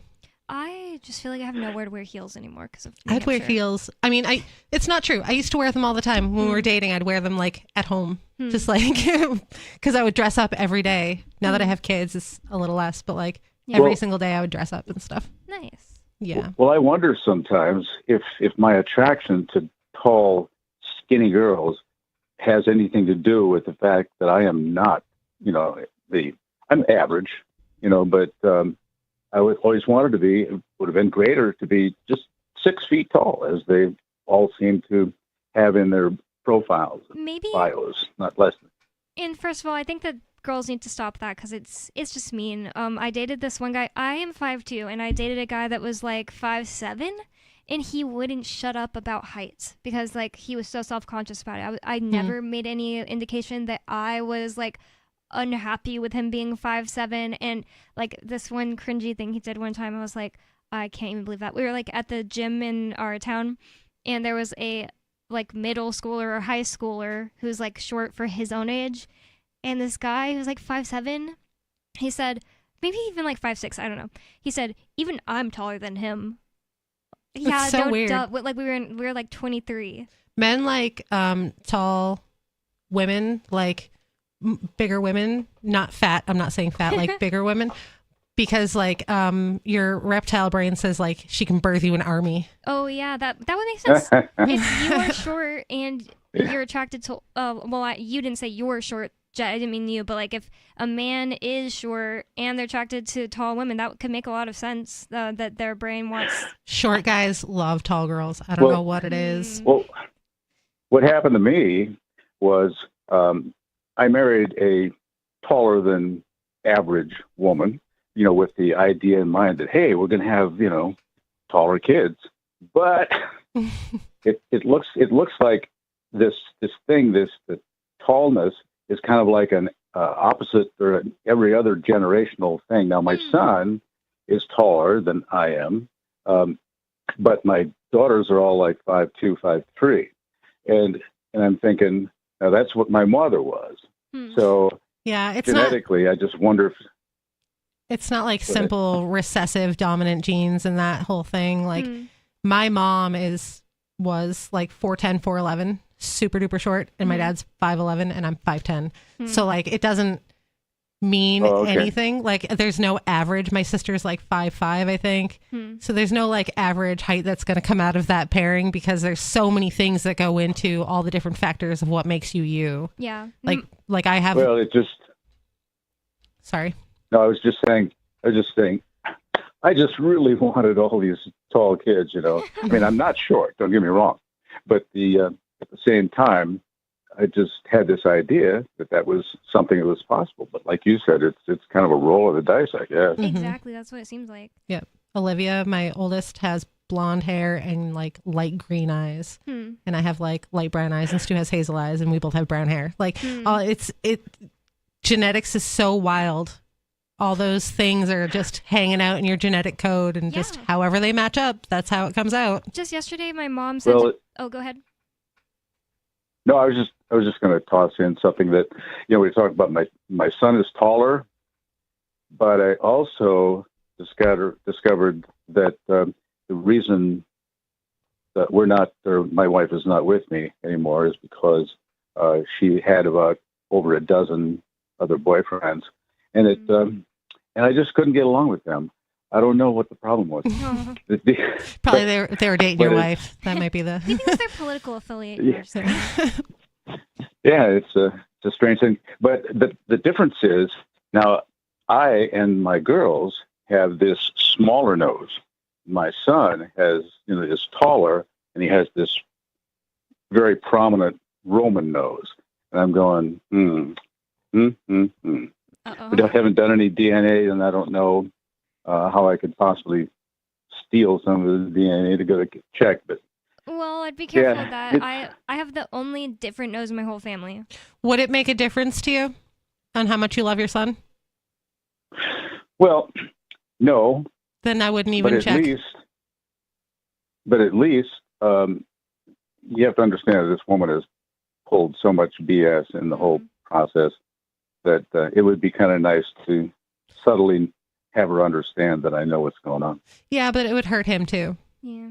Like if you found out. I wouldn't mention it to him. Khloe Kardashian is. They often speculate that Khloe Kardashian is not actually a Kardashian. That's not a real dad. Because if you look at Kim and Kourtney, if you know who I'm talking about, they look Armenian, and then Kourtney just mostly looks white, and she's like 5'10", I think, and Khloe and Kourtney, her supposedly full-blood siblings, are like 5 feet tall. And there's a whole episode where she talks about her feelings about getting a DNA test because like her mom did cheat too, and she said like she will not take one because she loves her dad. She considers her dad. She even like finds it. She just doesn't want to know, and it would hurt her feelings. So I got to get a picture of Stu's family and bring it in here and show you, because it looks like he's some like random Mexican who climbed in and like snuck into their family picture. That's funny because they're all like white, blonde-haired, blue-eyed Mormons, except for him. I have a quick compliment for you, Bonnie. Oh, thanks. Now, even though we understand that you did all this scheming in order to trap Ian, there are many of us voluntarious libertarian types out there who are very envious of you as a couple, because he was able to find someone who's not only articulate and logical and understanding of things, but beautiful as well. So if you're into this process of, I don't know if there's a website, for freedom-loving people in particular, but it's something you might want to explore to be able to help, let's say, relatively attractive-looking people such as myself, and with the voluntarist attitude and freedom-minded to be able to find somebody else. It's pretty tough, especially when you add the one contingent, the one major factor that they have to be a believer in Christ, that kind of thing. It's like, whoa. It's near impossible to find anybody, is what I'm saying. I could totally see that. But I still believe, and I said it to Aria, and she does have a boyfriend now, but I still believe that there's somebody out there for everyone, and that I don't even know why it works this way, but it seems like every time people give up trying to force it to happen, it just happens for them. Because when you're trying to force it to happen, you are making concessions in what you actually truly want by trying to grasp onto something to make a relationship out of. And when you're not looking, you're content with being by yourself. You'll find somebody who you accidentally just fall in love with because they're everything that you want. So many people say the same. Well, I have a response to that, in that I and the woman I married had both, at this point, we met in church. We met in a singles group, and we mentioned to each other, we had both given up on this whole idea of dating and thing. I walked in. We were separated by 1 through 7 in different groups. We ended up in the same group. I walked over to the group and saw that this woman was sitting there with her feet up on the chairs, like she was taking up all this space. And I'm thinking, what a jerk. And then I saw her face, and my tunnel vision, shrunk, my skin flushed, my heart started to beat. I mean, I'm going, what the heck is going on? Anyway, we ended up talking to each other. We had similar educational backgrounds. We loved music and all this good stuff. It just turned out that later in life, after 16 years and 3 kids, that she just liked to hang out with younger men, even though we lived in a virtual castle on a hill. So the devil is in the details, and I'm telling you that his only scheme is to get you self-absorbed, self-centered, so that life is all about you, and you deserve this, and you don't have to put up with that and that kind of thing, rather than living a dedicated and cooperative life. So that's my marriage tale. Well, thank you so much for the call, Jet. I've just been thinking recently, a lot of people have been having this like conversation, because there's this lady, and I forgot what she goes by online, but she was talking about marriage shouldn't be about love. I didn't really like my husband for 40 years or whatever. She's like an older lady, and she sounds like she was like in a miserable relationship, but it starts all these conversations where I'm like thinking to myself, well, I think some people do overly like think that marriage is that like that's the only thing, when some of the times like you will still be in love. Well, unless you're just not in love, which I can't relate to that, I guess, but some of the times marriage is about other things as well, like commitment, like when things are really hard. So yeah, but without love, like, why be married? I agree with that too. So I'm not saying like, oh, I don't even think it'd be possible for me to want to stay in a marriage with somebody I was not in love with them. Right. I'd be like, let's be roommates or like business partners or something, or just best friends. Yeah. Whatever. But without love. There are just these like people that will reply to that and talk about how they just like, people take everything to extremes. Like, I agree with what Jet is saying about marriage should also not just be about like, I mean, like your whole life. It shouldn't just be about what makes me happy in this moment. Like, I don't think that thing that people say that life is about being happy. I think if it was just about being happy, we probably wouldn't go into human bodies. No, it's part of it though. Yeah. It's part of it. Like, it's part of, it's being happy and like making the world a better place for yourself and everyone else is part of the human experience. If you want to do it right, in my opinion. I have to agree, and I think that's the only reason people even consider morality, is because you want to make everything better and just things to get better and better and better, and everybody's lives improve. So like the majority of people are self-absorbed, and so I think that's why religions came to be, is to like give people an impetus to be good to each other instead of like only concerned about their own needs, which is sad to me. Yeah, like I don't need the threat of eternal damnation to make me want to be good to people. Yeah, that is a good point. Well, we have another caller on the line. Unscreened caller, you're on Free Talk Live. Hi, Bonnie. Hi. Who are we speaking to? Yeah, this is Paul. I'm in Arizona, and I was listening to your conversation. I just thought I'd point out that I got along with all of my first wife's boyfriends. That wasn't why we broke up, but. But anyway, I'm calling because my wife wants to send Ian a birthday present. Oh. But she doesn't know what his birthday is. Oh, well, I don't want to say it on the air only because... I figured you probably not, because it's, all that stuff. But there's a way to reach you by email or something? Yes.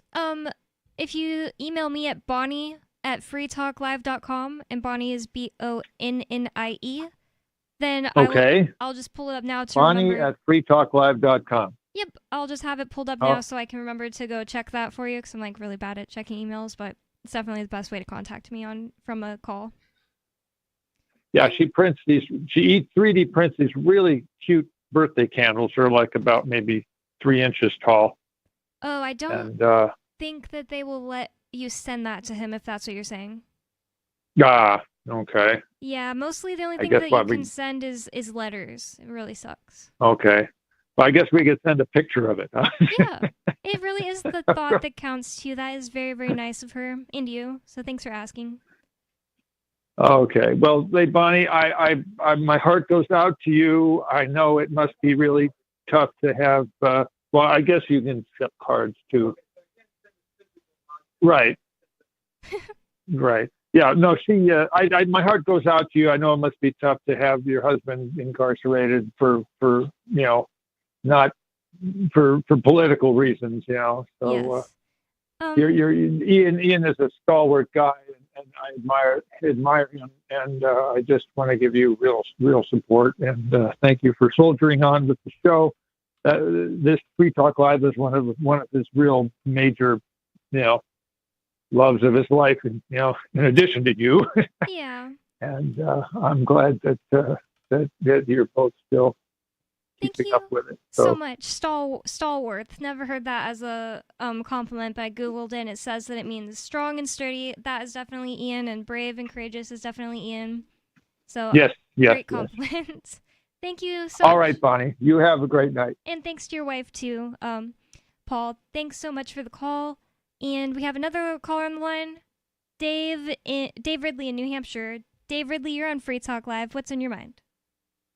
Yeah, how closely have you guys been following the Lily Tang Williams run for Congress? So I voted for her in the primary, and then recently I saw something really disappointing from her on Twitter. Is that what you're going to bring up? No, although I've seen disappointing things too. She is a free stater, though. For those who don't know, she's running for Congress in New Hampshire. Mm-hmm. She won her primary too for, I think, the first time. Correct. And although her signs are like rabbits, there's one behind every blade of grass, I still didn't pay much attention to what she was doing because there's been so many free staters run for federal office and they always lose. Yeah. Seems like, unless I missed something. But Tom Woods is claiming that she will actually probably win. And I guess the reason for that, and again, I don't follow the federal races closely at all, but apparently there was some kind of disarray on the Democrat side, or someone didn't get in the race or something like that. And he believed that whoever won the primary would become the next congressperson. And she did, of course, win the primary. And I don't know. Is it possible, dare we hope, that we're looking at the first Free Stater congressperson? That would be really cool. Even though I said I saw something disappointing from her, it's not worth being like, I'm not going to vote for her anymore. She is still like I'm with her on like maybe 90% of things. She'd be so much better than any Democrat at all. She believes in like holding onto your gun. She lived through communist China, like Mao's revolution. Yeah. So, do you have more you want to say about it, David? Do you want to hang on? Yes, I have more. Okay, I'm going to put you on hold. 603-283-6160 is the number you can call. That's 603-283-6160. More coming up. It's Free Talk Live. Thanks for listening. More coming up. Don't go anywhere. It's Free Talk Live.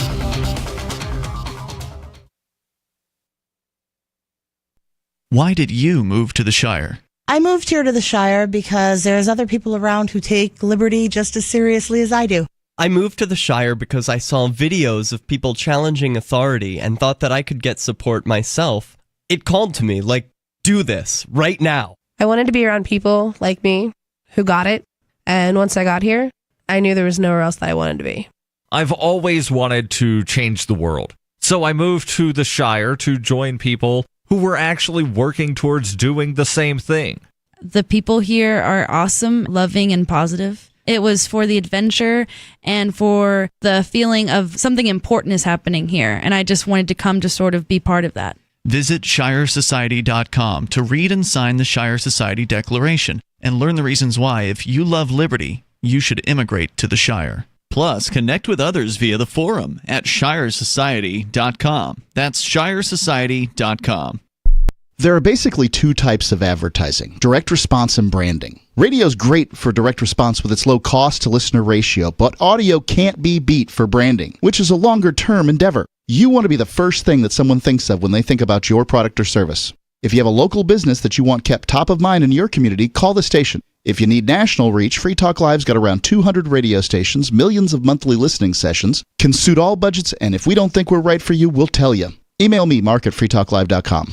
Tired of cancel culture? Sick of mega tech corporations holding an axe over your head? Join the LRN.FM Matrix chat server. It's self-hosted, so no one else can tell us what to do or say. Don't like the existing channels? You can make your own. You can even connect into some of our channels from other Matrix servers. It's federated. For the full LRN.FM Matrix experience, though, you should join our server via the step-by-step instructions at chat.lrn.fm. chat.lrn.fm. You're listening to the live edition of Free Talk Live. Hour number 3 is next after the news here on the Liberty Radio Network at LRN.FM. From Feature Story News in Washington, I'm Nina Maria Potts with the week's top global stories that made news this week. Israel continued its operation against southern Lebanon and Beirut this week. Israeli defense forces said they'd killed more than 250 members of Hezbollah since the beginning of their ground offensive. Ayatollah Ali Khamenei, Iran's supreme leader, defended Iran's retaliation to Israel's bombardment of Lebanon, saying it was completely legal and legitimate. Fears have escalated over the widening of the Middle East conflict, with the United Nations warning this week that almost all its shelters in Lebanon are full as people continue to flee their homes amidst increasing Israeli military strikes. Meanwhile, the world body is also painting a distressing picture in Gaza, where at least 6 schools and 1 orphanage serving as shelters were hit in the last few days. Jody Jacobs reports from the United Nations headquarters in New York. In a Friday update report from the United Nations, it says it was now working with local authorities to find more safe zones in the country to set up temporary sites. In the meantime, some hotels and even Beirut nightclubs have been opening their doors for those fleeing the fighting. The UN says over 1.2 million Lebanese have been displaced and nearly 2,000 have been killed. Meanwhile, as the world's eyes are fixed on Lebanon, UN humanitarians say Gaza must not be forgotten.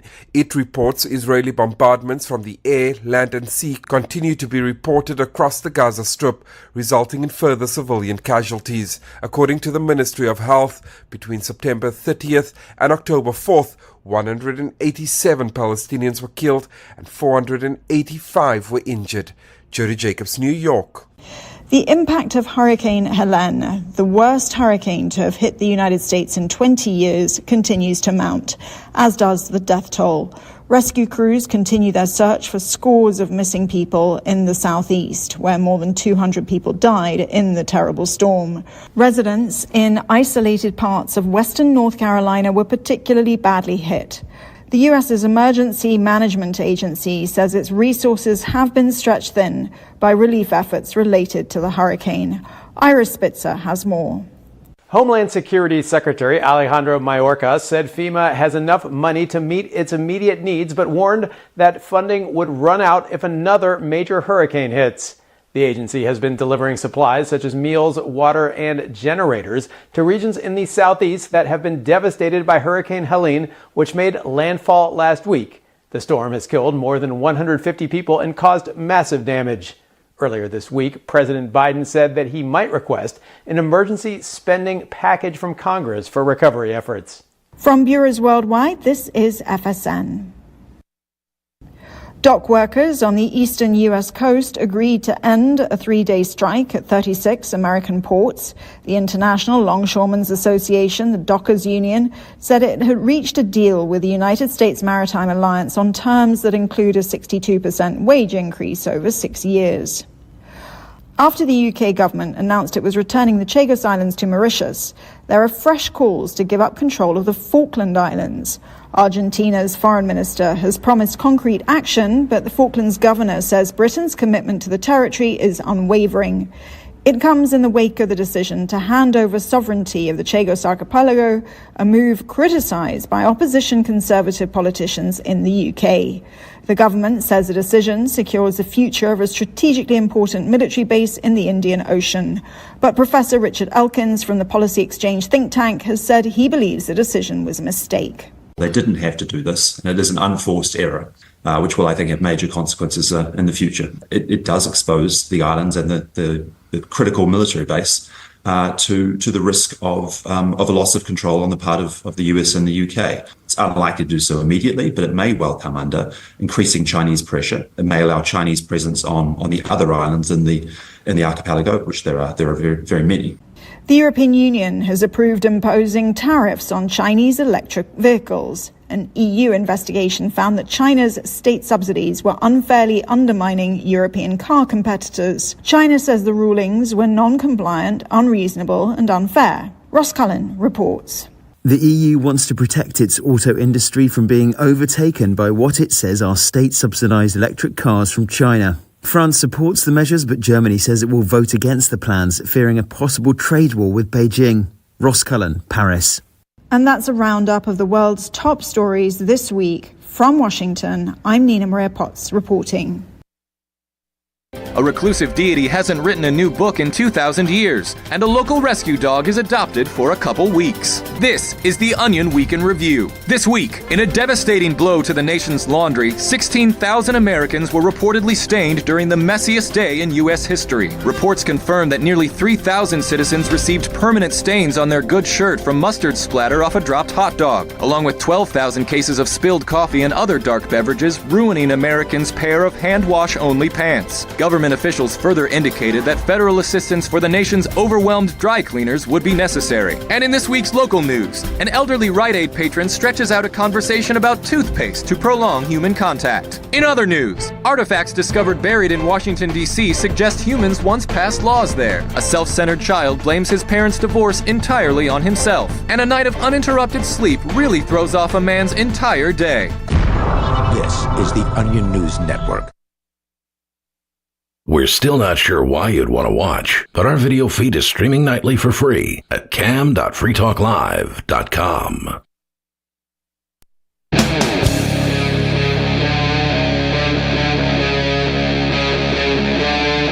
Free Talk Live.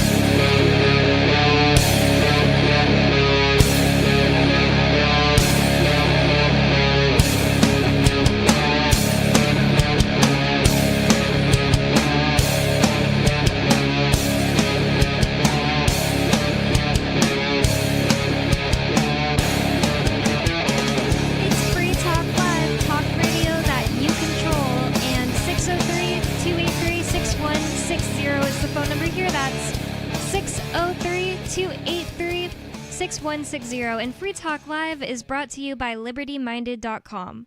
Official Free Talk Live gear like t-shirts and hoodies are available at LibertyMinded.com. Plus, you'll find a unique collection of cool and funny liberty-oriented clothing at LibertyMinded.com. That's LibertyMinded.com. And with you on Free Talk Live tonight, you've got me, Bonnie. And Lori. And we still have Dave Ridley in New Hampshire on the line. Dave Ridley, in the last segment, you were calling to say that you said Tom Woods, he's a libertarian who makes lots of videos explaining libertarian theory and stuff and discussing current events. Well, he said that he is pretty dang sure that Lily Tang Williams will win her congressional seat in New Hampshire, and she's a free stater, libertarian libertarian-minded in a way. In many ways. Yeah, and I'm not holding my breath for a free stater to become congressperson, but if she does, that's going to be sooner than I would have expected. And I think with her increased prominence, it's appropriate to kind of take a closer look. So I haven't met her per se. I've talked to her on the phone a couple times, and we were in the exact same spot for a while, but we never actually got around to talking to each other because we were so busy doing something else. And I guess so. She was at PorcFest. And I don't know how often she's been, but she definitely was at the one in 2021. The reason we talked on the phone, this would have been around also 2021, we were looking into maybe setting up some kind of because she makes a lot of speeches about her experiences in Maoist China. Mm-hmm. And so I thought it would be cool to try and have her have a speech at University of New Hampshire, especially considering that UNH has a Confucius Center, which is run by the Chinese Communist Party. Wow. I thought they hated Confucius. I don't know why I thought... When the communists, took over, didn't they try to tell people, Confucius is for old people, forget about him? Well, I think it depends on which administration's in power in China. But then, of course, that was as of 2021. They may have removed the center by now. But this was interesting because when we started working on this, so what I did was after talking to her, I called Students for Liberty over at University of New Hampshire, which is in Durham, New Hampshire, and tried to start setting something up so we could get her speaking. And he told me, and he started working on it a little bit, I think. And I told him, what we probably could do too is maybe we could just do it, just show up and just do a speech, on a street corner or something like that if we had to. I don't know if Lily would have wanted to do that or not. But his response was really interesting. He said basically that if we tried to do that, it would trigger a police response if we stood on Highway 4 and made a speech. Interesting. I went to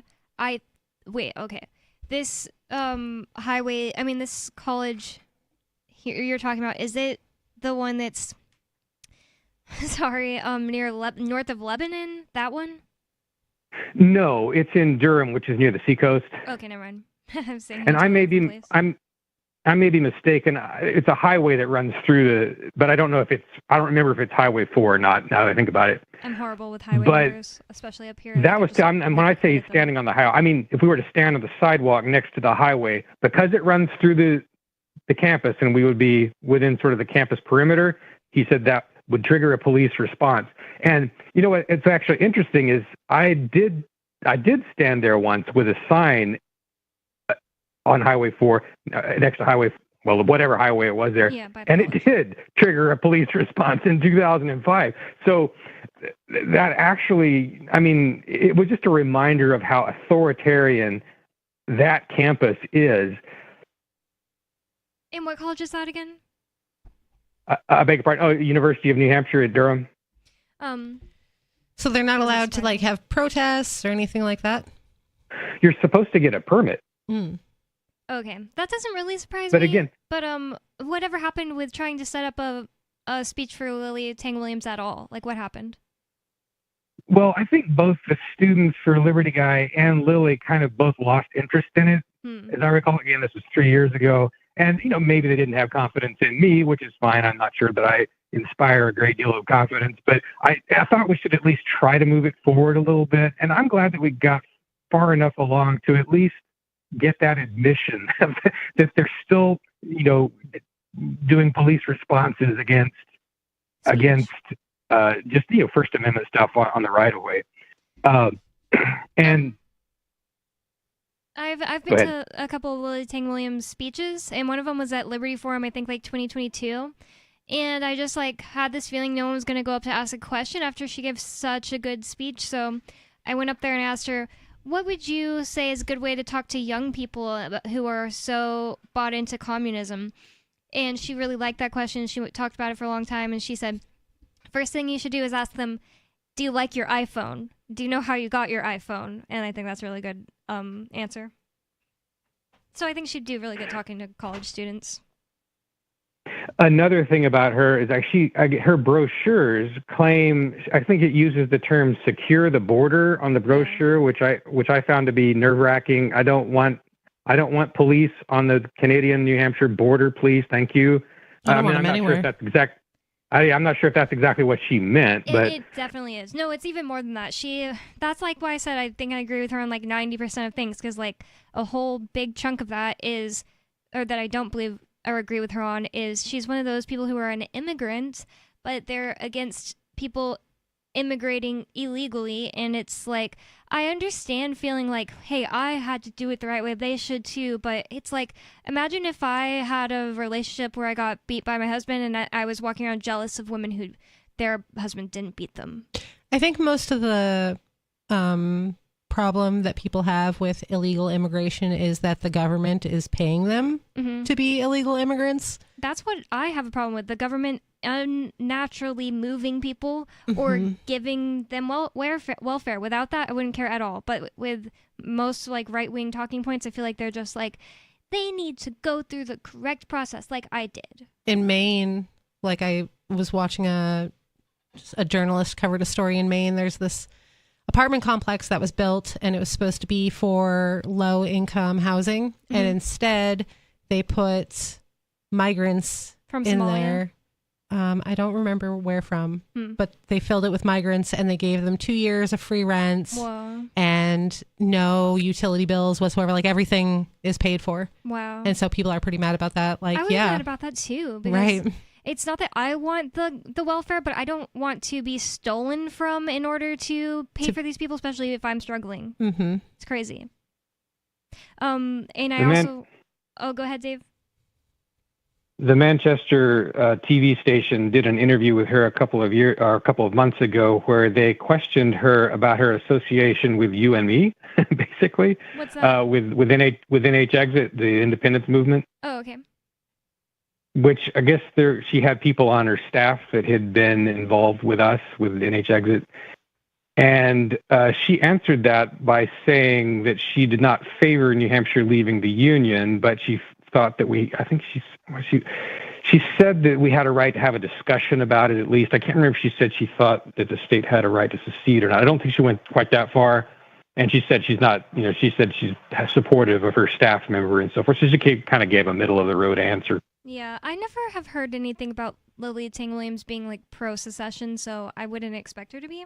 Especially being an immigrant, like I'd be afraid to get in trouble, probably. I don't know. I mean, people who aren't afraid to speak out against the feds when they are an immigrant are very brave, and there definitely are people like that. But I also don't blame people who are scared, because they're scary. I think her opposition to Beijing probably takes up so much energy, and to her, the United States maybe looks like it's a little bit freer, and it's probably harder for someone coming from, it would be like me coming to New Hampshire and wanting Portsmouth to secede or something like that. Yeah, I could see that, feeling it like you're less inclined to want to talk about it. Yeah, I could see that too. But the thing that I almost feel bad bringing it up because I want her to win. I still want her to win. But the thing that I said that she tweeted recently that I was like, oh, wow, that's disappointing. And so many Free Staters, I was really happy to see, like, every Free Stater I know that's on Twitter was replying in the replies. And they were saying, like, wow, this is disappointing. She made this, like, big tweet about how we need to support Israel because they're our biggest ally and they're the only democracy in the Middle East. And it's like, oh, I hate to see that. Just like, why do we need to support Israel? We don't. I don't. Yeah, isn't it funny how, and I tend to lean very slightly pro-Israel in the fight with Hamas, just slightly, but even I can see, how long has it been since Iran has invaded a foreign country, and how many minutes has it been since Israel has invaded a foreign country? Yeah. Plus, it's like, I don't think that democracy is something that it's never a good thing when we're supporting a country because, quote, well, they're a democracy or we're going to make them a democracy. It never ends up that way, one, and two, democracy isn't as good as they've sold it to us as.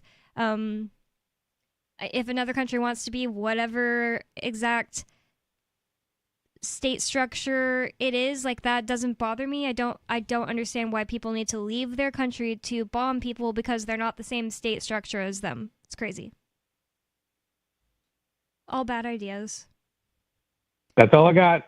Thank you so much, Dave, for the call. And if you'd like to see more of Dave Ridley and see his work, his filming, you can go to ridleyreport.com. That's ridleyreport.com. And Lori, you had a story for us about a principal. Mm-hmm. So this is from Como News. Principal on leave after swastika comment sparks outrage at Bellevue Elementary School. It's from Bellevue, Washington. An elementary school principal is on administrative leave, and the Bellevue School District is now investigating after parents complained about comments she made after a swastika was found on a school wall Monday. In an email addressed to the Phantom Lake Elementary community, the principal described a swastika as a symbol of hate and as a symbol of peace. Oh, so she described it as both. What the heck? How could people be mad about that? People are mad about everything. It literally, I think most people know this at this point, but it is literally a common symbol found in, like, Thailand. And they use it because it's, like, harmony and peace, like she's saying. It's not a bad symbol there in Thailand. And the idea that you can't even say that without that being quote unquote bad. Everything is bad. Everything is bad. If you say something, they will find a way to make it bad. And if you say the opposite thing, they'll also find a way to make that bad. Like everything you say is making someone upset. So just don't say anything ever. Yep. And even if you say both things, apparently. Even if you say both. She apologized for not acknowledging sooner that a swastika in some cultures is a symbol of peace and prosperity, including, she said, in Buddhism and Hinduism. Several parents took exception to the principal's comments, calling them unacceptable and ill-informed. What? I think that they are the ill-informed ones here. I think that they maybe didn't know that already, or they know it and they're being basically bigots against Buddhists at this point. People only care about their viewpoint on things. They don't care about anyone else's viewpoint. Like, if you look at religious arguments where people are like, oh, well, you can't do this because my religion says so. Yep, you can't have It doesn't matter what your religion says. My religion is right. So, like, I'm sure that this is the same thing, just coming from their own internal, narrow point of view. Somebody called in, I don't remember who it was even. I know it wasn't Jet, because Jet's a Christian, but he doesn't do this to us, where he called in, well, Jet's a Christian anarchist. Well, I don't really know if he calls himself an anarchist, but he seems like one. But somebody called in and they were saying, listen, I'm a Christian and I don't like what you guys are saying about like controlling your own lives and living in freedom.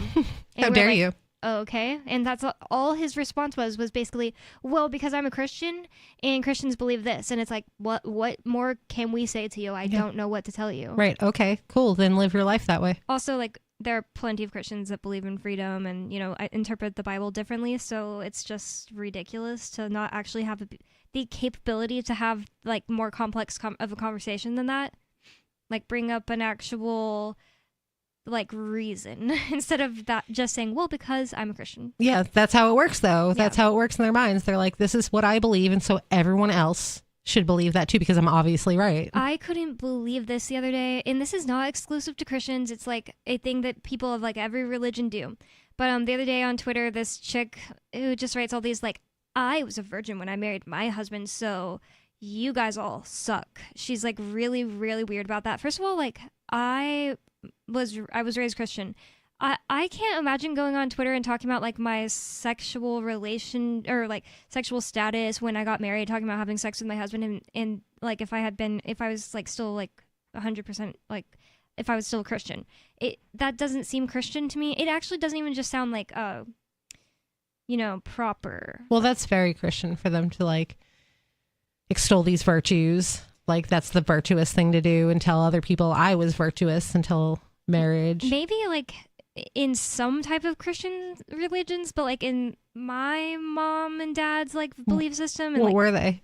That's the thing. They were like Protestants. They're not anything. Oh, but also like I'm like they're both like kind of from my mom is from the South and my dad is from Missouri, and I don't know if you consider that the South. I don't know. But I just think that would just never fly. Like that would be so weird. But anyways, that's one little comment about her. But what I was gonna say was she posted this thing that I thought was like she's just, oh my god, really proving how much she just has her religion to feel better than other people, because she posted, the Bible says that we should call people fools because here's a quote of God saying the fools did this or that, the fools did this or that. And I was like, the Bible also says literally point blank, do not call people fools, because I knew that from the Bible. And she said to me, that's not how it's meant. You were taught wrong. And I was like, nope. She was there. I was taught to read. She was there when the Bible was written, and you're misinterpreting it. I just can't imagine thinking like, well, here's my argument. My argument is that the person, some man somewhere, told me what it means is this. And you can, not using your own mind, that is so dumb. Mm-hmm. And just like legitimately stupid, for one thing, and for another thing, like not the way to actually have like a rational conversation with two people. So like people like that are fools because to have other people have different viewpoints shouldn't be a thing where you're like, oh, your viewpoint is different than mine, and so I'm better than you and I'm absolutely right. Like I can see where other people are coming from when we have a disagreement about something. Mm-hmm. Just because we disagree doesn't mean that I think immediately that your argument is wrong. Mm-hmm. It's just not the way that I feel. Yeah. Like with that whole she was a virgin when she got married thing, like I just don't think that's a good idea. I think it's a bad idea. I think it is a recipe for a possible treacherous marriage situation where you end up not being suitable for each other. I could see that. I could see it being totally fine for them. Right. But I will say that I don't go on Twitter and talk about me and my husband's sexual, like, statuses at all, and she does. So, like, obviously it's, like, right in the forefront of her mind. I feel like it's, like... It's just because she thinks that it makes her better than everyone. That's it. It could be that, or it could be that, like, she can't stop thinking about it because she's like, what if I had sex with this other guy? And I say that because I've known plenty of girls when I was like in high school, like when I was much younger, so the girls around me were much younger, that they had been only dating like one guy for a while, and then they would legitimately say like, well, the thing is, like, I almost feel like we should break up because I just don't want to not know what it's like to be with anyone else. I've heard that many, many times. Right. So I can't imagine that like a 30-something-year-old woman has never thought that before. Right. Yeah, and you're married to the first person that you experience that with. And, like, if that works out for you, great. I'm happy for you that worked out for you. Yeah. But I feel like a lot of people, it probably wouldn't work out because sometimes, though, you know, that just doesn't match up. Yep. You meet somebody and you get to know each other and you date and all that stuff, and then you end up sleeping together and you're like, well, that was disappointing. Yeah. The other thing about it is that, like, you don't know what you don't know. So the idea that she can go on Twitter and tell people, like, that her way of life is better when she literally doesn't know. Hasn't experienced it, right. Yeah. It's so dumb. It is dumb. I feel like, I brought that up because we're talking about this lady who just simply acknowledged that some people have a positive view of the swastika and she's in trouble for it. That's so dumb. She didn't say that she personally sees it as a symbol of peace. Yeah, she didn't even say that. She said that some cultures do. The incident began Monday morning when parents say the principal sent a school text alert to Phantom Lake families letting them know that a 5th grade student discovered a swastika on a wall of a building on its campus. She wrote that such symbols of hate have surfaced in their school and that the swastika was removed immediately and encouraged families to communicate with their children the importance of respecting others and standing up to hate. Hours later that same day, parents shared with Como News the above-mentioned email they received from the principal with the subject line, "Follow up on recent incident and cultural awareness." In the body of the email, she apologized for not acknowledging in her text alert that while a swastika is often associated with hate and intolerance, it's important to acknowledge the swastika has deep historical and cultural significance in other parts of the world. She also thanked members of the community for bringing it to her attention. I see. So she didn't even know that at the beginning. She didn't even know that. She wrote in part, "In Hinduism, Buddhism, Jainism, and other ancient cultures, the swastika is a symbol of peace, prosperity, and good fortune. We recognize that many of our families, this symbol has a positive and spiritual meaning, completely unrelated to the hateful associations it took on in more recent history. As a school committed to inclusivity and cultural understanding, we want to ensure that our students from all backgrounds feel welcomed, valued, and celebrated. We also want to make sure our community is educated about the diverse meanings and histories behind symbols like the swastika so we can all avoid misunderstandings that could inadvertently marginalize or hurt our students." I feel like this is just what happens when everybody gets promised that they will be, quote, celebrated. Mm-hmm. I don't want to be, quote, celebrated. Yeah, me neither. Like, I'm fine. Reason. I celebrate myself. That's fine. Right. And my family does. Like, the people that are close to me. I don't need strangers to validate me. I didn't, like, go to public school and think, like, no one is celebrating me. Like, it's so weird. It is weird. The teachers don't celebrate me. Right. Yeah, like, everybody has to be represented. It's why you can't like relate to people who aren't exactly like you, because that's weird that you can't relate to people that aren't exactly like you. That is a really good point. When I was in 10th grade, I had an English teacher who was a black football coach, and I only mentioned that he's black because there was this whole like day, and me and my friend, we still talk, and we went to high school together. Well, we were like talking when we left, like that was just strange and weird. But he went on a tirade about how, like, well, there are plenty of like black girls who grow up without being represented in the media, and it's not fair. And it was not anything to do with English. And it's like, why can't they relate to people that don't look exactly like them? That's a really, really good point. 603-283-6160. More about this principal who's facing backlash, or at least I think she had to be put on leave for not being able to say the right thing when she said everything. 603-283-6160. It's Free Talk Live. So the protection of life, liberty, and property is what the Free State Project is all about. But it's an effort to move 20,000 people who understand. It's about demonstrating to the entire country that, yeah, we can have a free market, a truly free market. Making it just a freer, great place to live.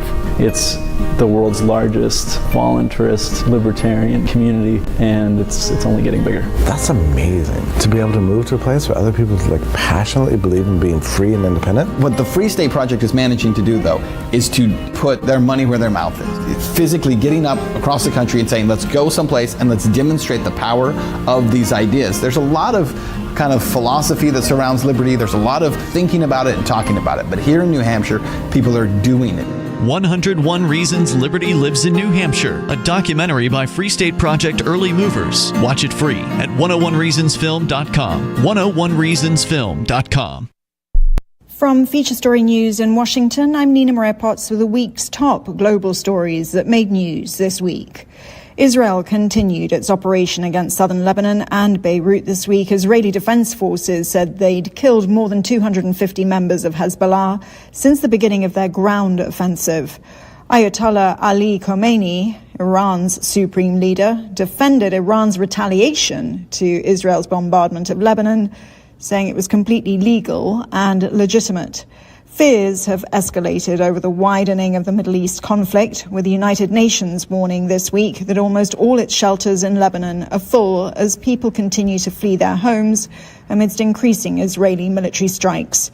Meanwhile, the world body is also painting a distressing picture in Gaza, where at least 6 schools and 1 orphanage serving as shelters were hit in the last few days. Jody Jacobs reports from the United Nations headquarters in New York. In a Friday update report from the United Nations, it says it was now working with local authorities to find more safe zones in the country to set up temporary sites. In the meantime, some hotels and even Beirut nightclubs have been opening their doors for those fleeing the fighting. The UN says over 1.2 million Lebanese have been displaced and nearly 2,000 have been killed. Meanwhile, as the world's eyes are fixed on Lebanon, UN humanitarians say Gaza must not be forgotten. It reports Israeli bombardments from the air, land and sea continue to be reported across the Gaza Strip, resulting in further civilian casualties. According to the Ministry of Health, between September 30th and October 4th, 187 Palestinians were killed and 485 were injured. Jody Jacobs, New York. The impact of Hurricane Helene, the worst hurricane to have hit the United States in 20 years, continues to mount, as does the death toll. Rescue crews continue their search for scores of missing people in the southeast, where more than 200 people died in the terrible storm. Residents in isolated parts of western North Carolina were particularly badly hit. Federal, state and local authorities across the region continue to clear roads while delivering food and water and medical aid to residents in desperate need of help. Ira Spitzer has more. Homeland Security Secretary Alejandro Mayorkas said FEMA has enough money to meet its immediate needs, but warned that funding would run out if another major hurricane hits.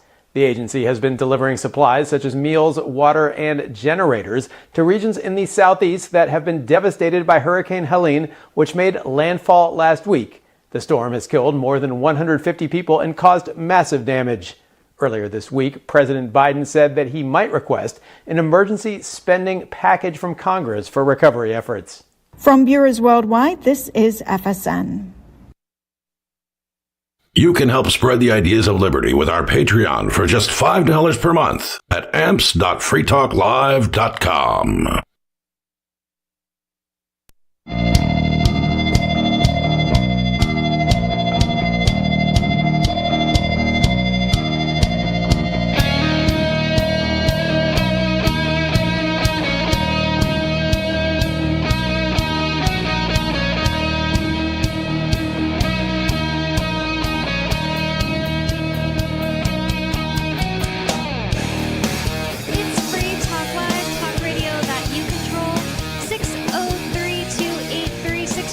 Is the phone number if you'd like to call in on this last segment of the show, 603-283-6160. And are you tired of the oppressive rules and moderation of the big tech social media sites? Our Mastodon server at social.freetalklive.com can set you free. Mastodon is free, open source, decentralized, and federated. Multiple apps are available for iOS, Android, Windows, Mac, and Linux. Social.freetalklive.com. And with you on Free Talk Live tonight, you've got me, Bonnie. And Lori. And we have Major Payne from Michigan on the line. Major Payne, you're on Free Talk Live. What's on your mind? Hey, guys. I got all kinds of things rolling around through my head since you gave me time to think on hold here. Well, one thing about the swastika, over here in the Americas, in South America, the ancient Inca cultures, and even the American Indians have the swastika representing a peace sign, but the fins go in the opposite directions. Instead of right to left, they go left to right. And I'm pretty sure that's true of all the Americas and their representations in. You know how they could have solved that problem at the school? How? It's just not said anything about it and cleaned it off the wall. Yeah. Or just says and then moved on with with life like happened when we were kids. Sent out a thing that just says like one of y'all's kids is vandalizing. Right.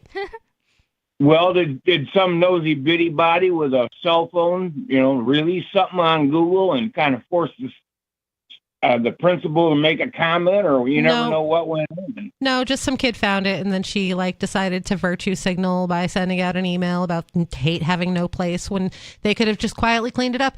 You know how many things I saw that were hateful when I was growing up in school, like vandalism, graffiti, and stuff like that in bathrooms, and it did not hurt me in any way. I just was like, wow, somebody wrote something stupid on the wall. Yep. If you grew up anywhere near the hood, you saw all kinds of graffiti and, there was white power and black power and all kinds of crap going on back in the day. If you grew up with other kids around you, there's graffiti everywhere with that same kind of stuff because kids, teenage kids are like, oh, I got to be so edgy in some way. And in the desks, in the shared textbooks, in the bathrooms. In the bathrooms. Well, even if you live anywhere in America, you see that kind of stuff rolling through on the boxcars every day. Right. And every time I see it, I don't send an email out to everyone I know CCing them about hate that I saw that day. I just go on with my life. I think that you're completely right. People need to get a life. Exactly. She brought this on to herself because she just wanted to virtue signal. Uh-huh. And the fact that it was a text alert, I forgot to mention that in the last, or comment on that in the last segment, but I thought I'd be so annoyed if I'm a parent and I get a text alert and I'm like, what's going on? Is the school getting shot up? And it's somebody spray painted a swastika. It's virtue signaling. Right. Just spray over it. As far as religious people imposing their wills upon other people with his virginity you were talking about a while back.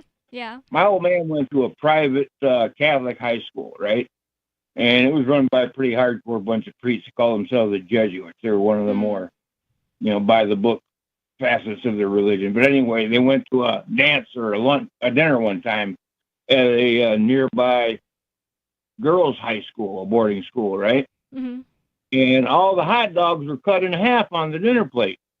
And so the old man looked at his buddies and come along with him and says, why are all the hot dogs cut in half? And his buddy's eyebrows just kind of went up a little bit. And my old man thought about it for a minute, and then he realized why. This is an all-girls boarding school, for Christ's sakes, I feel like this is a wives' tale. This is probably something your dad told you, but he made it up. No, this is not, because I tell you what, I started, they make meals to go at the senior center here, and they put these big hot dogs in the meals once a month or whatever, big quarter-pounders, and they cut them in half. And the things will fit just fine in the normal tray without cutting them in half. That's weird. If it's what's the link between senior centers and the all girls school then? What's the point of that? Well, I Girls don't want to do that. other than the doctrine is still carried on. I don't know if there is one. The symbolism, they don't want the girls to even see that as a symbol. I could almost believe that, but I don't think a girl is going to do anything weird with it. I can't imagine an old blue-haired woman's going to be hard enough up she's going to use a hot dog if you want to have a vibrator or a dildo. That's what I'm saying. The biggest problem with the whole virginity thing, well, there's a couple. One, you think that some teenage boy that you're getting with when you're a teenager is so powerful that he's going to affect your whole being in such a way that he has changed you inherently. One, that's stupid. Yeah. And then the other thing is that abstinence only, which goes along with the whole purity culture, creates teen moms. Like that's what abstinence only education creates. It doesn't create, pure people. It creates people who are uneducated about how to safely explore their sexuality. Like, think about being told your whole life, like, you can't know about this. This is bad. Right. Ooh, I definitely want to know now. Yeah, exactly. Yeah, depending on how long ago it was. I mean, there was all kinds of stereotypical things. I was just watching a Western today, and there was in more than one occasion the white women had become captives and be raped by the Indians, and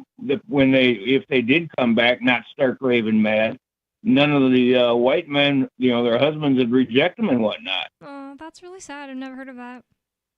Oh yeah, that was the thought process of the day. That was the norm. It's awful. That's really horrible. Like, hey, a really terrible thing happened to you, and it's all your fault, and now you're punished forever. And you're like dirty. And you're dirty. It's awful. Yeah, it is awful. Well, guilt can Very do some good point, strange Major things to people. Very empathetic point too. I feel like some men wouldn't even like, oh, that information went right in my ear and went right out the other because I don't care, because I can't relate to people that don't look exactly like me. Oh, there were many accounts where the husband would leave, if he didn't have enough guns to go off and do what he had to do, he'd leave the woman with a single shot Derringer, and she knew damn well that one bullet was for her. Whoa, that's horrible. Yeah. So well, rather than have the ills come upon you that are going to befall you, you're going to be a prisoner to the Indians for the rest of your life and go through all kinds. You'll go through the 10th hell and all the rest of them. So there's your choices. Yeah, if your choice was like to be a prisoner of someone else and tortured for your life, or take yourself out on your own terms, I think I'd probably take the second one. Up by the hairs, there's not a whole lot of time to process the whole thing. You've got to have convinced yourself beforehand that that's what you're going to do. Or maybe you just shoot the first guy and be like, who's coming next? Then the result's still going to be the same. Maybe they might be scared that you have more bullets. They don't know that you have a single bullet. They didn't. Everybody back then only had one shot. They have like sticks, right? Oh, because they called it fire stick. I don't know if they all did. Maybe some of them traded for guns. I'm insane. So if this was my life, if that was my life, and I was constantly under threat of such things happening, if my husband left, I would constantly have like an oil lamp burning. And if I saw some people coming in the house to get me, we're all going, because I'm going to knock that thing over and we're all done. Oh yeah, and you're all of us sod house. Yeah, or whatever that can go up in a kerosene lamp. Yeah. Your instinct at that point are to board up the windows and shoot it out with them if you got something to shoot at them with. But if I don't think that I can escape, like if I don't think that I can take you down, then I'm taking all of us down at the same time. Yeah, well, I guess if you consider an oil lamp the nuclear bomb of the day, good luck with that plan. Yeah, you just smack it at them. You can always shoot your husband right when he turned around after abandoning you. Sorry, go ahead. You're just making a fire for them to have to jump through when they come in the door is all. I mean... No, you hit it at them so that the kerosene goes on them. And then... Yeah, and you're still only going to get one or two of them at best. Maybe. Such a specific topic. How many are there? I'll use that one bullet for the third guy. Like, I don't know. You got to fight at least. You can't just roll over. We've only had a 6-shot revolver for about 200 years. Back then, before then, everything was a single shot. Well, yeah, but how many people are coming in to get you? Like, you can't just roll over and not fight it. The Indians didn't go out on a war party with less than 10, 20 guys, and even if it was just a hunting band, there's going to be 3 or 4 of them. Maybe you might run into sometimes where there's. I would not be making friends with them. You got to figure out a way. You got to be innovative. Well, they know you're in their land. You done showed up and built yourself a house and made a plane, and they don't want you there. So they're not going to show up, with a tin cup in their hand wanting a cup of sugar. I thought they regarded it as no one's land. That it was just. They do, but then the white man comes in and wants to take it from them.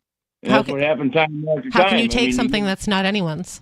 Yeah, I don't get it either. I don't understand people I can't argue Indian politics at this point. I mean, I'm not an anybody's head that was born 250 years ago. But oh, there's some new stuff coming out of Japan, as they were one of the most compliant of the countries, as far as their populace breaking down and taking the jab during the whole COVID thing. Well, there's a new COVID come out, and so these guys have come out with a new jab for it, and they've got the populace over there all convinced, and they're taking this new one. And the long and short of it is the end of it comes to find out that the whole thing was premised on, oh yeah, it's safe. They tested it on 8 white mice. Wow. That was their Not whole damn clinical process of making sure it was safe for humanity. Not human, and only 8 white mice. Yeah. They didn't even bother to test it on a monkey. That is really, really So- crazy. I don't believe in any of And the that- new that- COVID. I don't believe in it. Well, that's going to be the new damn shot that they're going to try to sell the world. I mean, there was all kinds of ifs, ands, and buts that they got into in the article that I can't rightly recollect and spit back at you. But I won't take that one either. That's going to be the new bag of crap that they're going to try to sell us. Aren't people tired of all that crap? Like, when I think about how happy I am that we don't have to worry about, like, wearing a mask every time we go into a grocery store, blah, blah, blah, this and that. People still do. I can't imagine wanting that back. But luckily, like, not that many people. The other day when I went to a movie theater, there was one person in the movie theater that was wearing a mask the whole time. I was like, wow. My whole thing about like all of these medical innovations that come out is I'm very excited to see what they come out with, but I definitely am not going to be the first person. Yeah, to be I tested. will not be the first person to get it done. Like they're coming out with this new thing to regrow your teeth. What? Yeah, within the Oh, next I think 6 you told me years. that. Yeah, you can take like a medication to just regrow your teeth, and I'm like, that's awesome because like they messed up my teeth when I was a kid, putting all the fillings in and stuff. So I'd Yeah. love to like just grow brand new ones. Mhm. But I'm not going to be the first one to take it. I'm going to watch other people to make sure they don't grow like up through the roof of their mouth into their brain and kill them Yeah. or something. Or out your fingers. Yeah, or something, right? Like you're growing teeth out your shoulder. Like No. I don't want to be the test subject for it. That would be really cool. I would like to restart because sometimes, oh, and thank you for the call, Major Pain. Sometimes I think about how it's not fair that if I was a kid and I knew about these devices that just train your kids how to open their mouth or hold their mouths, that they can grow like perfect teeth and not need braces. Mhm. I really wish that I Or like knew you about could that. grow teeth that are aligned properly and not have TMJ, Yeah. you know, or like Exactly. all kinds of things. I would love that, but I also don't want to be the first person to Right. test it out.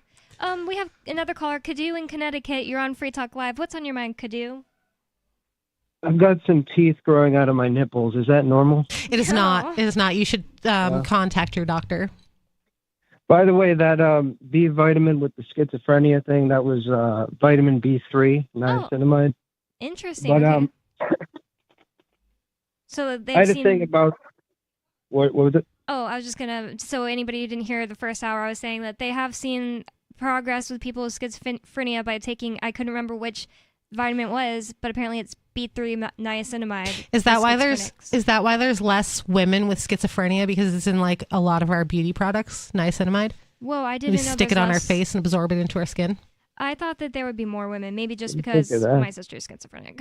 No, schizophrenia is more male dominant condition. I just don't know that many, so I believe you. Maybe Yeah, that's there- what.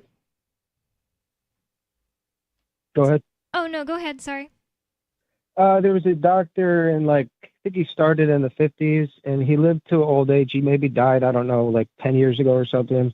Called Abram Hoffer, and I forget what they call this science of like vitamin medicine, but his whole thing was like basically vitamins for every condition, and that was his whole thing. But I had a thing about the height and relationship thing. This Irish guy, I can't really do an Irish accent, but he once told me about height and relationship. He said, "We're all the same height in the sheets. We're all the same." He was like, "We're all the same height laying down." I mean, if you're if you're laying you're just laying down, yeah. height still comes into play in there though, in the sheets. Yeah, that could be, but that was his philosophy. That was his philosophy. It's not a bad way to look at it. I just think that people need to forget about all of their insecurities and just like themselves, and then like people will be attracted to you because of that. I think that you should base things on like when you're finding somebody to connect with, whether it's a friend or like a relationship, you need to find people who have internally the things that you want and not so much externally. Like you can't think that they're, Quasimodo or something and be like, oh, what's wrong with you? But you want them to be, that's not permanent. Like the way you look is a temporary thing. It is going to change over your life. You're going to look different, whether you're big or small, or like you're tall, you're going to shrink, or like maybe your legs will get chopped off like Cotton from King of the Hill. Who knows? But the person you are is the thing that is a constant thing. Like even though your values and your ideas are going to change, the person that you are is pretty constant thing over your whole life. So that's what's important when finding someone to connect with. That's really good advice for like those women out there. I hope so. I hope so because as I'm getting into my 30s, this might be too much information, but I'll tell you, I'm getting strange hairs appearing in places they've never been before. That's male second puberty. Really? Yeah. I've heard that like women get hairs as soon as they hit menopause on like their chins and stuff like that. I don't think that that's true. My grandma told me that she did. I think that that's like you're like genetically predisposed. But the thing is, I don't think it's estrogen, but I listened to this lady who she does like breast thermograms, and she is a Chinese medicine lady. So she talks a lot about like estrogen, and like everybody's estrogen dominant is what she says. And she says because they are eating soy and flax. And she said that people always assume, oh, I got like a hair on my chin in puberty. That's because I need more estrogen. It's because I have too much testosterone, so I need estrogen. And she says, no, that's wrong. And it's not related to hormones. I don't know. Like people with PCOS get hair on their face and stuff, like on their chins. But I forget why that happens. It is some kind of endocrine reaction. And if you think about it, like I don't think it could just be that you have too much testosterone in your body, because like, why is it that like some people of like different races, etc., just have more hair on their faces? And I definitely think that it's, it's a biological thing. Like everybody is different. So like not everybody who goes through menopause is going to get hair on their face if they're not biologically predisposed to be hairier like that. Yeah. I hope I won't, because like I said, I had a grandma that said that happened to her. But I don't have that much hair. Like I have to work to get more eyebrows, so maybe I won't get that. Either way, it's like you can just pluck that. Or you can just go get it lasered off now. It's the future. Yeah. I ordered this oil, and I forget what it's called, that this girl from the Middle East, she talks about all kinds of like beauty hacks. And she said, beauty hack from the Middle East, like everyone in the Middle East knows that you can just use this oil to permanently remove hair. And I was like, I'm trying that. So I am. I know it starts with a C. I'll try. You could just like do what I did to my eyebrows as a teenager and tweeze them until they die. I have little spots in my eyebrows that also won't grow back because of that. Yeah, I don't see it right in front of me when I'm looking at what I've ordered on Amazon recently, so that sucks. I guess I'll tell you guys later. It's some kind of an oil.